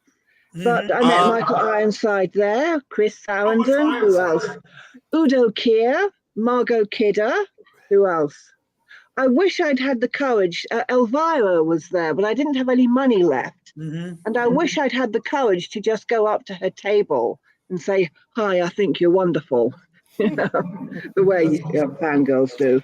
But I didn't do that, and I deeply regret that. I deeply regret that. Yeah. Or Michael Ironside. I would love to meet Michael. He was lovely. I've got a photograph with him. Yeah. That's cool. That's cool. I just like how Mike sounded. I got a photograph of him. Yeah. I wish I had one with Udo Kier because Udo Kier was, I believe he was a little bit drunk at the time. But he was so friendly and warm, and he introduced me to Margot Kidder, who was sitting next to him. I'm sure they were sharing a bottle or two. That's probably why they were so friendly and warm. I'm sure you wouldn't have hesitated to try to take advantage of a drunk Udo Kier there, Julia. He's gay. Oh, He's gay. Well, that still wouldn't have stopped you anyway. Who Yeah, I cares? was about to say there might be This could have been, your one, the other 364 days, this could have been your day. Who knows? what do I got to lose? The only person I wouldn't have wanted to meet was Margot Kidder. She always annoyed me. I would have taken your She spot. seemed perfectly nice to me. I'm sure she would have been, but I mean, the Lois Lane castings always drive me crazy for some reason. Unless it's Terry Hatcher. Oh, yeah. That's a horse of a different color. Color. All right, so, I mean, Glad here you we said are. horse. Huh? I'm glad you said horse. Whatever. Oh, stop that. Stop that, all right? Grief. It's like a bunch of depraved children on this shit. Yes, we are. I'm British. I grew up on Benny Hill. Oh, that's certainly true. Yes. Okay. All right. So, I mean, we go back and, Dorff is playing it for fun, I guess. I mean, look at that face. Well, he was bringing the full kit, Yeah, he was. Yeah, he was. And I loved how they kept changing his voice too. You know what I mean? Sometimes it would be a normal Brad voice, then it was more guttural, and then there was a little bit of an echo to it, and it just all worked. And his lines, I love how he was like, again, he's just talking to him, but he's also kind of kicking him in the balls a little bit. You know what I mean? He's like, he knows that he's getting to him, whether Kinnaman wants to show it or not. He knows it, and then and then he says something like, one of my favorite lines is, "Oh, that's a perfect invitation to the dance," or something like that. So that's his like "bring it on" line. You know what I mean? You have no idea what you're dealing with. Invitation to the Yeah. The shit you've seen on the streets, you have no idea what I could do. I'll be perfectly honest with you. I would put this up against Hopkins' performance in Silence. Right. I have great respect for Anthony Hopkins, but So do I. This is head and shoulders above what he can do. Mm-hmm. But I'll tell you, there's one actor in one performance scarier than Brad Dourif, and that's a guy called Carlos Lasarte, and the film is Los Sin Nombre, or The Nameless, and he plays a cult leader called Santini. And he's scarier than, and maybe Sheila Keith in Frightmare, maybe her. But no, I definitely shut. Use my language. I was definitely freaked out the first time I saw him do that. Do me a favor, DM me that title. Which one? The one you just mentioned. Frightmare or Lost in Number? Both. I'll DM both of them to you. Yeah, to be DM honest. be safe. All right. Yeah. That's. I'm gonna have to swap numbers with you. We can like WhatsApp or something like that, so it'll just be easier instead of these stupid Twitter DMs. It drives me crazy. All right, so I mean, we've got Dourif, but I mean, Dourif is great. Don't misunderstand me. But it's the second Dourif appearance, and like I don't want to get in. Oh well, no. We have to. We have to. We can't talk about this movie without talking about Nurse Keating. Yep. And poor fucking Nurse Keating, who just has absolute. I remember going to see this, and everybody in the theater just fucking screaming. What the fuck, and like women are just like, and you're just thoughts on this scene. First time view. Can anybody remember a first time view? I should have brought the hedge clippers out from the garage.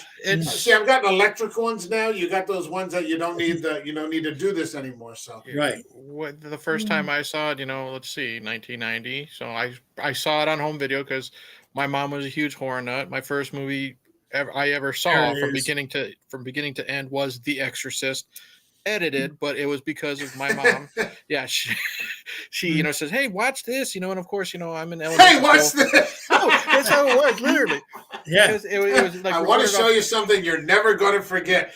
It was like recorded off USA, so all the good parts. Right. You know what I mean? But I'm in elementary school watching the fucking What Exorcist. does that even look like? I wonder. An edited version of The Exorcist. 5 minutes. It's still pretty violent. I mean, just the vulgarity, and we'll just say the crucifix scene is cut out. You know what I mean? Yeah. But so when Exorcist 3 came out, I remember she went to the theater like 2 or 3 times. And then when it came on video, it was a frequent watch in our house. And I sat and watched it. And 1990, 91, let's just say I was, 9, 10 years old.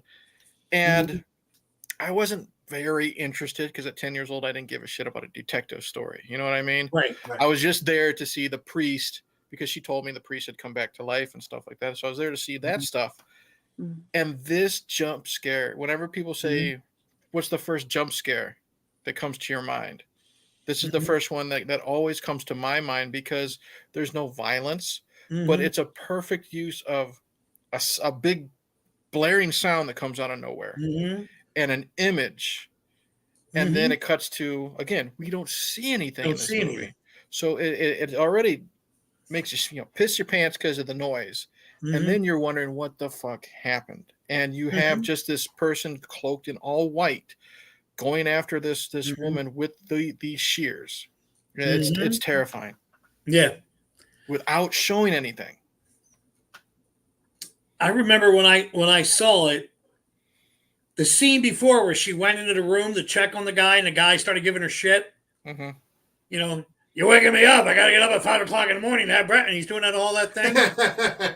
I sat there and I was like, I remember thinking that's another one of those misdirection things. Because when he spoke, I was with a group of people and some people jumped then because it's a worthy jump scare. That's a worthy jump right there. When this happened, she's moving normally. Yep. She's not running. She doesn't even know what's coming. Exactly. And it just is so, with the white blowing, it's ethereal. It looks very much like a ghost. I swear to Christ, I'm looking at it now with this still frame. I wonder if Wes Craven stole that for the image of Scream. It's and just put it all in black. you know, because it has that same look. And it just comes out of nowhere. And you were like, I remember screaming, "Oh, fuck." Excuse my language. And somebody turned on the light and everybody else in the room jumped. Because I yelled, "Oh, fuck." And are you all right? They thought I hurt myself. That really got me. I could hear Wes Craven now. It's like Exorcist 3, only shittier. Yeah, Yeah, right exactly. Now. But that whole look was, I mean, it was brilliantly done. Just out of nowhere. Boom. Julia, any feedback on this? Which is considered by many to be the most. It's considered probably to the be best jump scare ever. Yeah, I was just going to say it's considered by many to be the greatest jump scare ever. Yeah. Yes. Well, that's probably because it is. There's just one thing I'd like to point out. The whole image of the figure in the shroud reminds me very much of Vincent Price and Vincent Price's cohorts in The Mask of the Red Death. Yeah. Yes. The same kind of costume. Mm-hmm. In fact, if I remember right, there was a white death at the very end of that movie. Yeah. So, yeah. All right. What's really off-putting is John mentioned how she's just walking at a normal pace, and this person in the shroud is power walking, no noise, but power walking. And correct me if I'm wrong. I think we've already seen those type of shears earlier, and we were able to hear the noise. Yeah. So we know how powerful they are. So we know exactly what's coming. Well done. I mean, well done. Good piece of storytelling.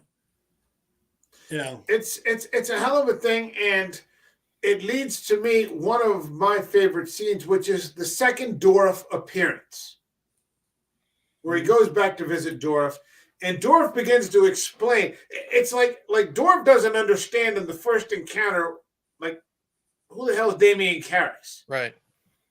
You know, what the hell are you talking about? You know, I'm the Gemini killer. You know, these sorts of things. You know. And then he comes to the second meeting after the Keating murder, and Dorff has been like uploaded all the information.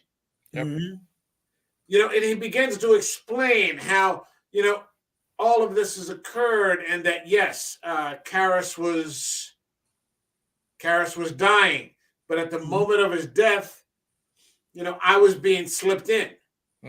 You know, and this is a revenge about this exorcism that went well. You know, and so these people, these parties that were expelled are looking for payback. You know, and so they're using the body of Karras to do all of these awful things. And this was the scariest of the two major Dorff dialogues. Oh, absolutely. The scene where he's just describing, you know, how tough it was, how long it took just to get Damien, you know, out of the crypt. You know what I mean? Yeah. And again, you know, subtle things, less is more. That bandage on his nose right there just makes him look more wicked, I think. You know what I mean? He's got his now he's, you know, his hair is down in his face. You know what I mean? And he just, that screenshot is perfect. He's got a little bit of a smirk because now he knows everything. Now he knows what he can use with Karras against George C. Scott. Right. Yeah. Yeah. And that final. Now we have a ball game going. Yeah. You know what I mean? Where it sort of culminates into that idea, you know, about this body of mine. You know, I was in the void without a body, and you're just like, okay, he's fucking out there now. You know, he's talking about revenge, and then he talks about, you know, the main point of all this is beyond everything. This is punishment, right? This is punishment for Karras. You know, wherever he is, he has to watch his body commit all these awful, evil fucking things. Yes. Right. You know, that's the whole But point. surely Karras is in heaven. One would think. Well, here's my. Well, you know, if he isn't, that would be a real stumbling block to faith, wouldn't it? Well, and that is exactly what Dorff says it is. Because he calls it a stumbling block. Because if you think about it, I don't know religion. I am as far from knowing any of the, I hate to say rules or whatever, you know what I mean? But if you think about it, Karras committed suicide, technically, jumping out that window. So would he be in heaven, or would his soul be trapped? That's, you know, that was my thought. Karras never made it to heaven because regardless of him saving Reagan or not, he Mhm. jumped out of the window. I And had he ended Right, his I'm own sorry. life. I had the distinct impression that both souls were trapped in that body because Mhm. before Karras could actually die, Right. That's Okay. Dorff has been Ah. slipped Yeah. in. that's what I Gotcha. thought it was. Yeah, He was going out and they crammed me in. Okay. yeah, That's what I and thought he he's said. yeah, and so Dorff's body, Karras's body has not expired. Mhm. Therefore, Karras's soul remains. Okay. You know Within, how hard it you was know- to build back the brain. You know. Yeah, That's- and so true. That makes it you've even got more this- horrifying. Yeah. Yeah, this dormant sort of spirit that is trapped as Mhm. this malevolent sort of thing has taken control of the body. And when you stop to think about that, that's fucking evil. I mean, Yeah. when he said in his scene when they electrocuted me or killed me, for the murders, I met the master Yeah, and he was terrifying. And the master said, "No, you're too good." Mm. And that was the thing. So that's when he said it, because when he was trying to get out and they crammed me in, I think it was the devil himself saying, "No, you're not done. We're not done with you yet." yeah. Even though he tried to commit suicide, the priest from the Yeah. original Exorcist, and it was his responsibility to, for lack of a better term, keep killing and torture him at the same time. Yeah, it's about suffering. Yeah. Mhm. It's about suffering. This is strictly about punishment. Karras kicked all those Yep. whatever's out of that kid, and yeah, Yep. and he's like, certain parties were not pleased. Mm-hmm. We're not Yeah. pleased to say the least. This sort of thing. And I love how he's just, he's talking about it, and then he just looks up. He's like, "Is this true?" And it's just so fucking great. There have been many, possession movies out there. Mm-hmm. I can't think of. I mean, I like Emily Rose. I'm trying to think of some of the possession movies that I have in here. Mm-hmm.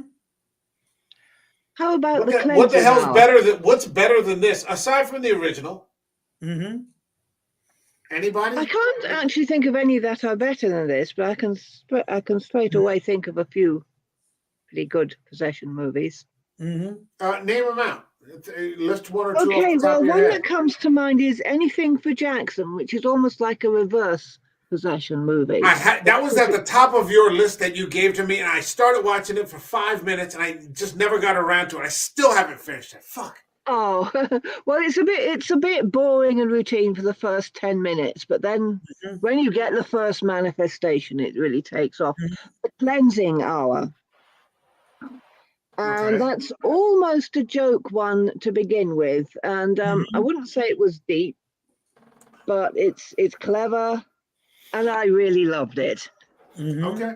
And there's one called The Possession of Michael something or other, and I cannot remember the full title of it. Then there is The Taking of Deborah, or Taking of Deborah Logan. Taking of Deborah Logan. Yeah, The Yeah, Taking that of was Deborah good. Logan. Yeah. Yeah, that was okay. Yeah. That was pretty good. Yeah. I've that's- always. It's been a while. I've always really That's enjoyed cool. the Last Exorcism. That one was really good. That was a good one. I That's remember really that. good. Yeah. Guys, go on for a second. I'll be right back. No Give me problem. 60 seconds. Go.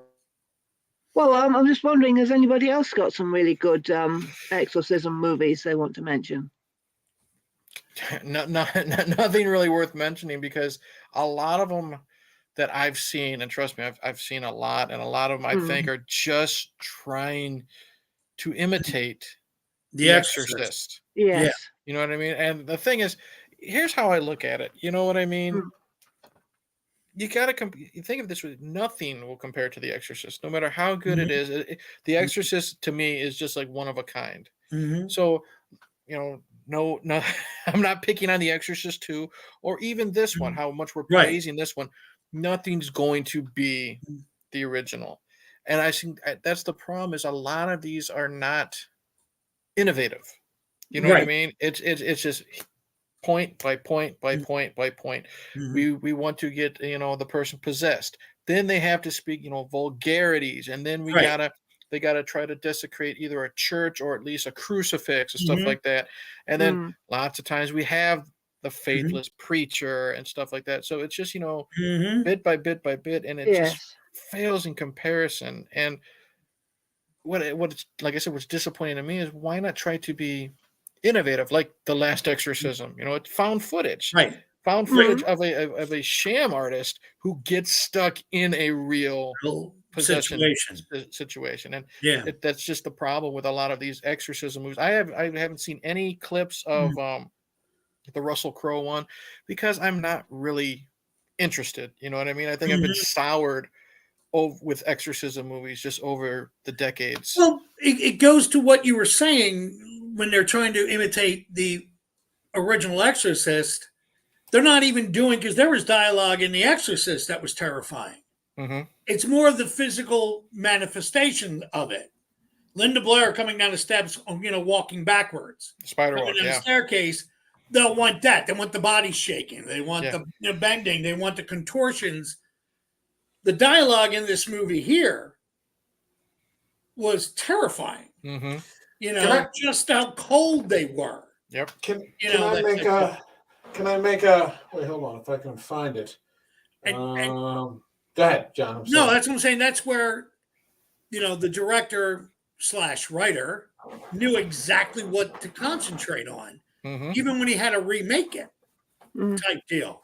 Like, there's another thing about this movie, and I noticed it again today. There's a lot of tight shots. It's very claustrophobic. Yeah. This was not done on a big budget, even. But it's just the way they committed to it. And it was, I mean, yes, you had the body crawling on the ceiling, scared the shit out of me. Hmm. But it wasn't like there were tons of scenes where the body was crawling on the ceiling. Right. You had the person coming out with the room with the clipper, Yeah, one and done. but you never saw like we were saying, you never saw the action. It was Mm. just enough to ignite the imagination. If I can make a recommendation for a possession movie, and Julia might disagree with me here, but this is in the sense that possession movies give you a lot. Mm-hmm. You're waiting for the devil to appear. Mm-hmm. The whatever you're going to see. The Mm-hmm. contortions, the sound effects. The whatevers, the vocalizations. These sorts Right. of things. So in that sense, it generates a lot of heat. If you understand my meaning, this was one of the coldest possession movies I've ever seen in my life. It still blows me away. The Black Coat's Daughter. I've got a couple Oh, buddies I that really forgot like about that one. that. You had me. I know Julia's gonna. I'm not going to diss it. It was clever. It was emotional, and I've forgotten most of it. Yeah, I It won't. didn't make a lasting impression on me. It made an absolute impression on me. Mhm. I had never seen anything like that before. The way it closed up and looped up at the end, Mm-hmm. and what happened with that girl at the end, when you find out who she is. Mm-hmm. I cannot recommend it enough. Cannot Mhm. recommend it enough. I was just jaw dropped. I was like, "What?" It's an A24 movie. I was Yeah. like, "What the fuck did I just watch?" Mm-hmm. Holy shit! And if you're not looking for contortions, if you're not looking for, It was one strange of Tony vocalizations, Perkins's. huh? One of Tony Perkins' sons directed it, if I remember right. Was it Mhm. Osgood Perkins? I think that was it. I Yeah. don't know. Can't swear to it. I haven't even taken this out of Osgood Perkins. I haven't even taken it out of the wrapper since I saw it on Showtime. I haven't, Yep. because it's one of those movies I don't want to watch very frequently. Yeah. Okay. It's like that. You had me watch it, Mike. You turned around and said you should watch this. Oh, did you? What did you think? Yeah. Did you not like it? It was the same way. I'm watching this story now. I never saw a possession story told in this fashion before. Yeah. And couldn't it got believe me. It really did. Yeah, that was the coldest thing. The way it ends Yeah. is the coldest thing I've ever seen in a film. And it Okay. I could was like, be what the fuck? for me, it could be for the fact every time I see a possession movie, like I was just saying, that it's the body contorts and Yeah. what It's not just that. didn't have this. And it No. was just that There's about a 10-second There's Yeah. about a 60-second exorcism scene, Yeah. Okay. and you're And just that's like, holy shit! that's what got me, because it was just like, holy shit. And it Yeah. just came out of nowhere. Yeah, You know, Yeah. I love stuff like that. You know, when you take something I'm expecting to see and then turn it on its head. yeah, give you something know. completely different. All right, so we get back to the film, and because we're running a little long here, or longer than usual. I blame me. Little Jack Horner. That's another thing that scared the shit out of me. Yeah. Mm-hmm. Where he's just like, I can help with your unbelief, and Yeah. Little Jack Horner, and he actually just for a split second sees the Gemini killer. Yeah. And you're just like, fuck, man. Like he breaks through. Yep. Mm-hmm. The fucking the prop. Shut up, you stupid cat. That's exactly what I was thinking when I saw that. That was the line right out of the dialogue, right out of the dialogue of the fucking That's what movie. George C. Scott told you, Brad Dorff. Cat. That's exactly right. Yeah. Put that fucking thing across the room. I closed mine in the kitchen, which is why she's not here meowing right now. No, she's the door is closed. That's why she's upset. She can't come in here and nose around. Pain in the ass. So, I mean, Yeah. we get to let's just get to it. We get to the end, towards the end, and we get to Nicole Williamson. And like, what the hell, Julia? What the hell was this? Because you were right. Could you show me the picture again, because I didn't have enough time for it to load. Yeah. Hold on, I'm gonna load it up in a second, and I'm working on it. And I'm just like, what the heck? Like Father Morning, and I love Nicole Williamson. I think it's a great movie. I loved him in Excalibur. Mm-hmm. You loved him so much he froze. Okay, There you go. I'm here. Nicole Right. Williams.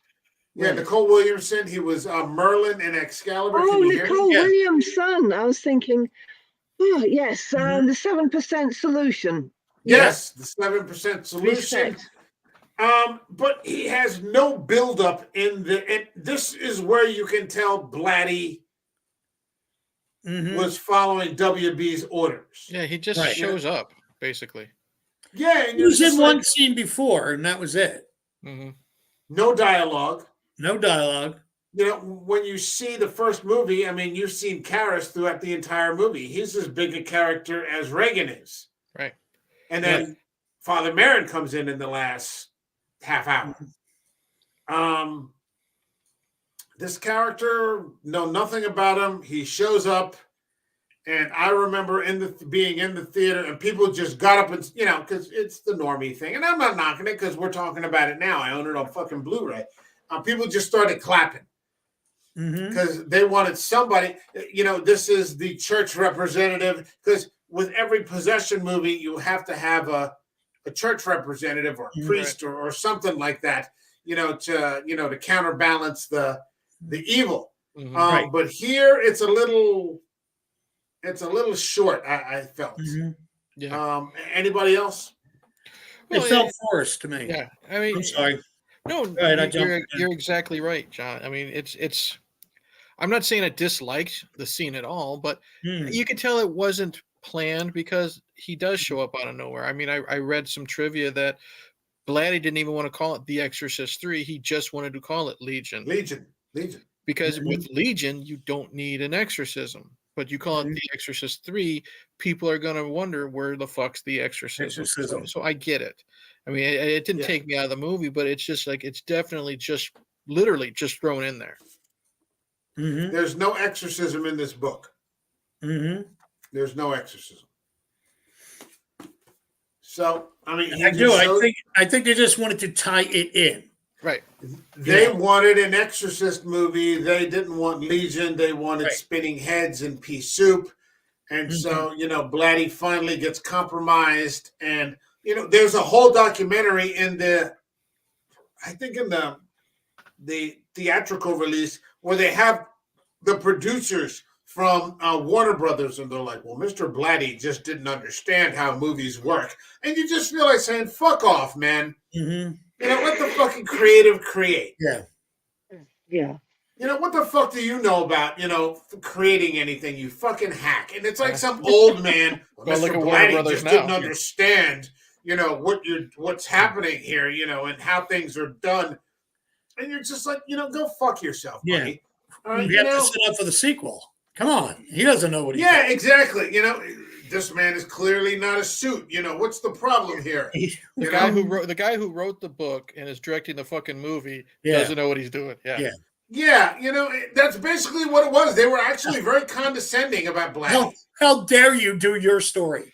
Like they wouldn't even call him like William or anything like that. They just, Mr. Blatty. They just kept calling him Mr. Blatty, and you're just like, you're a fucking, you're a Hollywood douchebag. It's like so obvious because all the people that are in the dock between Blatty and like Dorff. And the people, the other people that are, part of the theater, part of the production, and even the guy who like body doubled for Jason Miller, right? And they even had Jason Miller in there.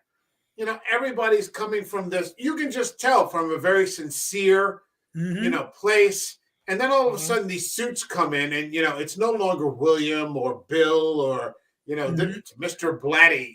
He didn't understand. Fucking asshole. Yeah.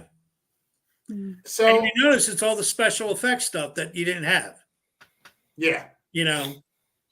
That we did. Now, in the book, well, I won't give away the book because Eric hasn't read it yet, so I won't give away the book. But, I mean, we've got this forced exorcism.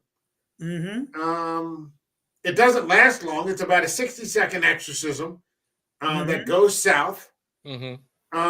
And then, we get George C. Scott in there. To take over some. And you're thinking if you would have brought in Nicole Williamson, you would have given him more to do than that, than to just get peeled off the ceiling. Right. And you're just like, what the fuck, man? Yeah. I mean, it just feels like, production hell. You do get George C. Scott in there at the end, and he's doing his best. Mm-hmm. He's doing his best, and he talks about how he's finally, he's a believer, this sort of thing. And then, it just kind of ends. Right. It just kind of ends. I thought that there was an interesting visual that occurred where they go into, it looks like they're going into hell. When Karras is coming up on the crucifix. Yeah, and Karras is coming up on the crucifix, and he's actually been crucified. And, maybe the spirit of the boy, has been trapped, somehow, and that's just an awful scene to look at. Yeah. You couldn't make a movie like this today. No. Mm-hmm. You couldn't make a movie like this today. It would have to be like this super independent thing. Right. This would be an A24 movie or something like that. We come back and we're looking and, Karras is in hell. And you're wondering if that's true. You don't know. And I like that you don't know. Right. Yeah. I really like that. And then you switch over to the next scene, and I guess it is Legion, and he's just like, you're a fucking bore. You're boring me. And then, it just kind of ends, and he ends up, morning comes along and says, fight! And, it just kind of ends suddenly. Right.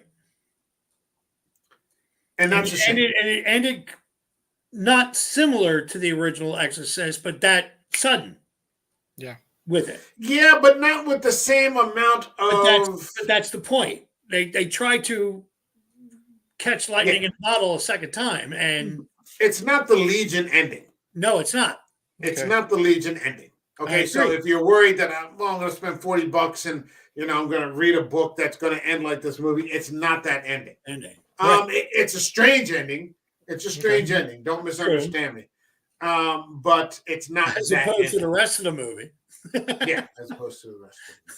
And then it's just kind of over, and he ends up shooting the Father Karras' body. Yeah, shoot me. Kill me now. Else is in there. Yeah, I did like that. I did how we got to finally see Damien as Damien. I did like that. He's telling George C. Scott what to do. I just thought that was I really enjoyed that. Because this whole time we're it's Damien as the Gemini killer, or it's Brad Dourif. We never got to see Father Karras as himself until the very end, where he wants the bullet put in him. You know what I mean? Stop this. And then, is he doing it for a little selfishness too? Does he want to be put to rest? You know what I mean? Well, I always took it as like in the end of The Exorcist. Yes, he committed suicide, but he was taking the evil with him. Mm-hmm. And now it was similar to that fact. Now, do it now. Yeah, a second sacrifice. Yep. Yeah. Mm. And it was ironic because technically it's not suicide. No, George C. Scott killed him. Exactly. So if his soul didn't go to heaven, there could be a redemption. Mm-hmm. Even though that's stretching it, but Well, technically, if he had repented between the time that he threw himself out the window and the time that he hit the ground, if he had repented in that space of time, he'd be blessed. He'd be going to heaven anyway. Right. That's true, because he was asked, "Do you want to be resolved of all your sins?" And even though he couldn't speak, he was moving his fingertips as like a yes. So that makes sense. That's the most heartbreaking scene in that entire movie. Yeah. Because he just see the fingers. God, I'm sorry. Mm-hmm. Just see. No, I was just saying. It's very sad because Damien just flung himself out of a 2-story window and he fell down all those fucking stairs. Yeah. And he can't speak. The only way he can, agree that yes, I resolve all my sins. I want to be forgiven. Is you just like see the hands together. For the people watching the video, and you just see him moving his fingers. Mm-hmm. And that's all he can do. Mm-hmm. Keep going for a second. I'll be there in just a second. And it's like George C. Scott's speech when he was being, for lack of a better term, crucified to the wall, right? Or hung onto the wall. That was so cynical too. He was going down all the cynicism of it. I believe in adultery. And all. But I believe in you because he knows there's evil now. Yep. That was. I mean, and Mike was right. George C. Scott was giving his best. To make that work, and then they had to fill it in with lightning bolts striking. And I'm like, there was no need for that. Yes, you could put him against the wall if you're going to. I mean, yes, I could buy that. Right. But it was all like, now let's show all the stuff we could have put into the movie, but we waited to the we needed the theatrics. Yeah, that was just a miss. It was a misstep. That was the Mr. Blatty crowd. Yeah. Mr. Blatty didn't understand Hollywood and how movies movies are made. And that's the point. He did. I mean, if he did the original ending, or even took their ending and didn't do the special effects, still did the subtlety, the lights that we were talking about and everything else, you could probably get a better ending than what you had. And I don't know that this was a huge commercial success. It was okay. I remember actually critics liking it and everything else, but I remember doing, it did okay. It wasn't, they weren't going to say it didn't flop. No, it wasn't a flop, but they weren't going to do a fourth movie. It had a budget of $11 million. It made 44. Guys, I've just found something very interesting. Okay. The character name is Kinderman. I've looked it up. It's the German occupational name for a school teacher, literally children man. Oh. I think that name was chosen deliberately for that very reason. Well, I mean, in Blatty's original movie, I mean, you have so many, and we've talked about this, how Blatty very deliberately, made Reagan a child of divorce, being a devout Catholic. And that, this child had no father who was was lacking a traditional male protector. And so you had all these. She had a really shitty mother as well. Yeah. She wasn't the best. She wasn't great. But she had all these surrogate fathers. Father Karras, you had Father Marin, you had Detective Kinderman. I'm thinking more of the crowd that Reagan's mother brought into the house. Yeah. Not very nice people. Foul-mouthed, lecherous, drunken. And these are what that she thought were fit companions for her child? I don't think so. Yeah. Megan was lucky to be less fucked up than she, use my language, to be less screwed up than she was. Right. Well, I mean, it's the early 70s in Hollywood, so, you know. So, I mean, you know, and just sort of abruptly, the movie sort of ends. And you're just like, okay, you know, what the fuck did I just watch? And it's still, you know, like, I mean, we're sitting here 33 years later talking about it. So, I mean, I'm not bagging it, but the ending could have been, I think the ending could have been better. The ending could have been better. I don't know. We're coming up like on I said earlier, it fizzled out for me, just kind of damp squid at the end. Squib, not squid. All right. Look, it's been 2 hours. Let's kind of get to it. Let's get Julie needs to go to bed. Yeah, Julia needs to go to bed. It's 3 o'clock in the morning. Oh, yeah, for several more hours, I can assure you. Okay. Well, we are on this channel. This channel has a. Let's get to the part where we rate the movie. This channel has a rating system that starts from 0 and goes to 5. 0 by half measures, 0.5, 1, 1.5, all the way to 5. So 0, for example, would be I'd rather have diarrhea on my wedding night than watch this movie again. All the way to 5, which is, you know, this is cinema. This is, you know, this is the destination. This is why I watch movies in the first place. John, where would you rate Exorcist 3, The Exorcist 3? I would give it a 3.5 to a 4. Okay. Only because, and again, it was the ending. All the scenes up to it was building up to a great movie, and the ending just failed it for me. And that's the only. It wasn't horrific. Okay, well, John, hold on a second. I'm going to push a little back. I'm going to push back a little bit on this. Give me a 3.5 or a 4. 3.5. 3.5. Okay. Yeah. 3.5. Okay. I'll go with a 3.5 because it was just the ending. Just like you said, it just ended, and it kind of left me flat. Up until that scene. And let's be honest, the scene before that, when the killer was trying to kill the daughter, Grandma moved real quick. In that one clip, I'm like, God damn, Grandma! I didn't get into that scene, and you could tell that they sped up the camera. You know, you're just like, oh, that was the other thing that took it away from me. Yeah, you know, boom. Yeah. And it was, and to me, but that's part of the ending. You know, it's that all the other scenes up until that was brilliant, and then they fumbled at the 2-yard line.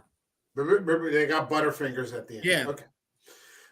Julia, what do you got for us for William Peter Blatty's The Exorcist? I'm going to give it a 4 because I'd forgotten how much the ending was like pointless. But there are so many brilliant things about this film that I mentioned earlier. I wish I could give it more. You know, yeah, that's it. Okay, 4. 4 sounds good.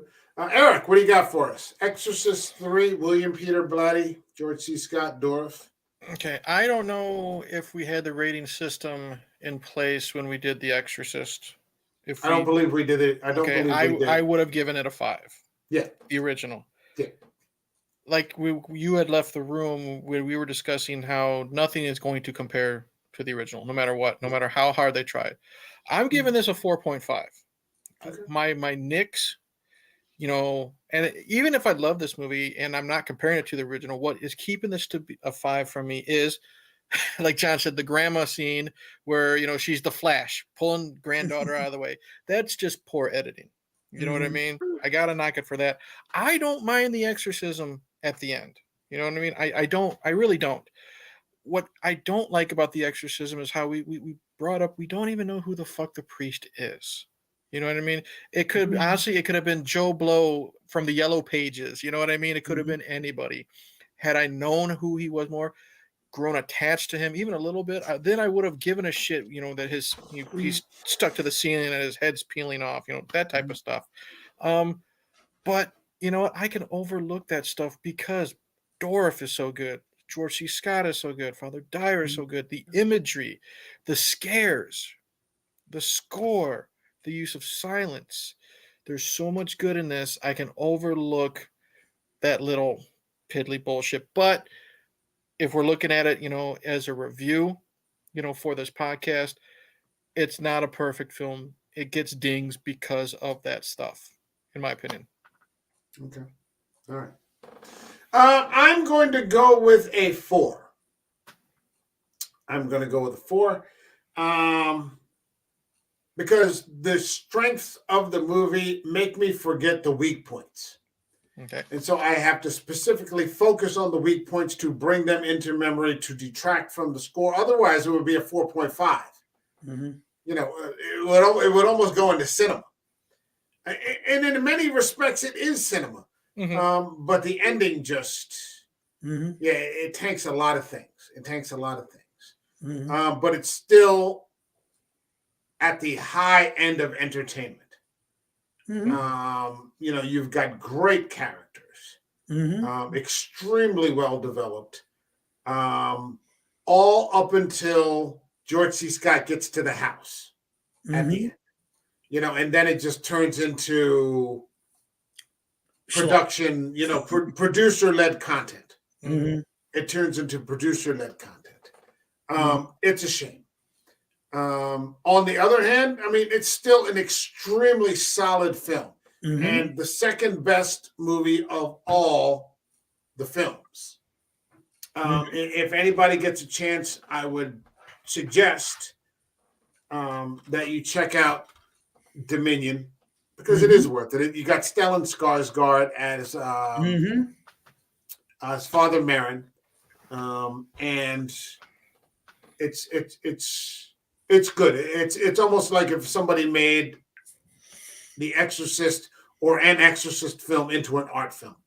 I've never seen that version. I've only seen the Rennie Harlan version. I don't remember hating it, but again, it's probably been 20 years. So yeah, Paul Schrader, catch up Paul Schrader's Dominion. I think it's on Tubi. Okay. Yeah, it's on Tubi. It's on Tubi right now. So, and it's worth watching. It's worth watching. Mm-hmm. But yeah, I'd give it a 4. So okay. All right, so we're all pretty much in the ballpark. Okay. One last thing I want to say is this is The Exorcist 3. No matter, the book was Legion, he wanted to call it Legion. This is The Exorcist 3, and it's a detective movie. And that's what I think makes it so. That's another reason why I put my score so high is it's a detective movie that is really, really good that turns into an exorcism film. And if it's a detective movie following the 2 previous films, that says a lot too, because you're still engaged with these characters. And however you access your content, if you ever have an opportunity to watch Blatty's Legion, or at least the pieced together, cobbled together version that has been, put together for the Blu-ray, it's worth fucking watching. And it's much closer to what Blatty had in mind. It's also watching Dorff do the original work. That's what I'm very which interested is in. Much more human. It's a much more human performance as opposed to his and Jason Miller's combination. Okay. Which is leaning much more towards the paranormal and the supernatural and the demonic. He's playing the Gemini killer trapped inside the Karis body, but not understanding much of anything. Right. And he's confused. He's like, I'm in the station. I'm in the station. Like, I don't really understand too much of what's happening here.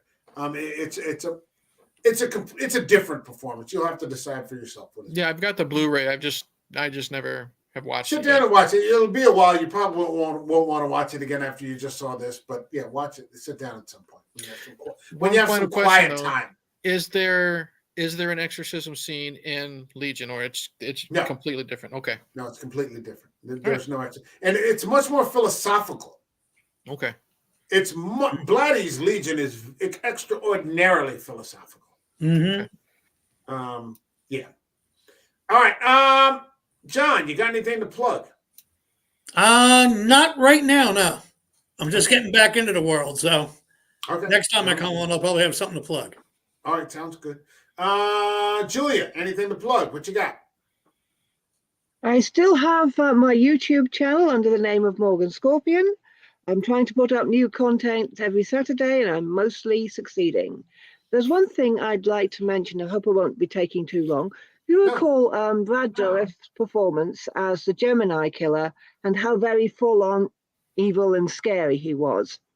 So I'd like to refer you to YouTube Dennis Nielsen interview, Arthur 66, in which you have a real serial killer talking about what he did with the bodies after he'd killed them.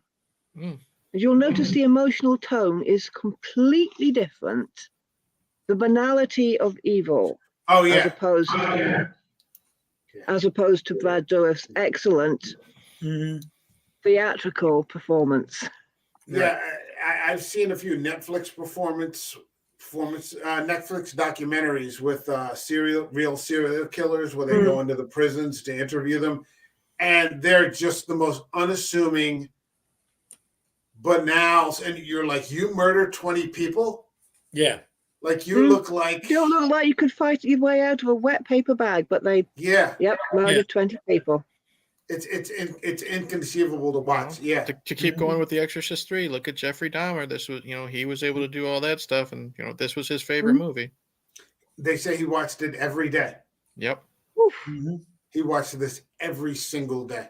Yeah, it was his favorite movie. All right, Eric, what do you got coming up? Well, you know what we got coming up. When I'm not busy hanging out with you guys here on this channel, Hey Internet, Eric, here's my YouTube channel. When I finally decided to get off my butt and do content, I've finally finished the From Dusk Till Dawn series, so all 3 videos are up. The Underworld franchise is coming, Mike. I made a promise it will come. But my wife is also finally getting back and involved in the channel. We are going to finally get back into the Harry Potter series and discuss those films. I think we're going to do I think we have the first 4 or 5 up. It's been a long time, and we're bringing back a series that we created called Please Don't Make Me Watch, where what we do is I will pick a film that I think she's going to not enjoy. And the rule is... That's nice. Well, the rule is, no iPad, no telephone. You got to watch the entire film and then give your thoughts on it. But then she gets to hit me with one, and we go back and forth. We've got a bunch of these. I've made her watch stupid shit like Pro Wrestlers versus Zombies and, Man with a Screaming Brain. And she knows what I don't like, so she's made me watch like the musical Annie, Babes in Toyland. There you go. Type of shit. And I have a video up where it was my turn to torture her. The latest one is I made her watch the Roger Corman classic, air quotes, from 1957, Attack of the Crab Monsters. And that was fun to do, whether she enjoyed the film or not. So we're bringing that back. And it was fun because we actually got our daughter involved. Our daughter made a little appearance discussing that. And she disliked the film as much as Mom did. I'll leave it at that. There you go. All right. Well, aside from you two tormenting each other, here on this show, Eric and I will be here tomorrow. Yes, sir. Covering the first episode of Mike Flanagan's Midnight Mass. I'm watching it right when I get off here. I could not. We are going to be doing a weekly episode by episode review of Mike Flanagan's Midnight Mass. I could not be more excited about that. I haven't watched the first episode yet. I haven't seen it in quite a while. So I'm looking forward to digging into that before we get into it tomorrow at 8 p.m. So it's fresh in my mind. Have you seen it yet? Nope. I'm watching it right when we get done here tonight. Okay. And then on Sunday, the Goraphobe and I will be getting down with another weekly review of a series because we dropped that fucking The Last of Us bullshit. And we're going to be talking about Penny Dreadful, the fantastic series starring Eva Green, Timothy Dalton, Josh Hartnett, and Wes Studi, and so many, just all the great Universal characters are in there. Yeah, he's fantastic. He doesn't come on until the 3rd season, but he's still fucking great. And then next week, we will be back here streaming a movie. And we're going to be talking about Guillermo del Toro's Hellboy. Yes. There you go. So I am looking forward to anybody. If anybody, Julia, if you want to join us, you're more than Oh, yes, welcome. please. Yes, I Okay. love. Okay, Julia's in. It looks like Eric and John, you guys, if you want to join us, you're in. Yeah, buddy. I think Yeah, Bill yeah. will be back for that. We'll probably get Gore in for that one too, and whoever else wants to join. I haven't seen it in a long time, and it's going to be a fun fucking watch. So that's what's happening with An American Werewolf in New Jersey. There you go. That's it for us tonight. My thanks to John K. Alvarez, to Morgan Scorpion, and to Eric from Hey Internet Eric here. We'll see you tomorrow night at 8 p.m. Eric and I will be here to talk Midnight Mass and for the videos I already mentioned. All right, everybody. Have a good night, and my thanks to all of you, and take care. Peace. Cheers. Cheers.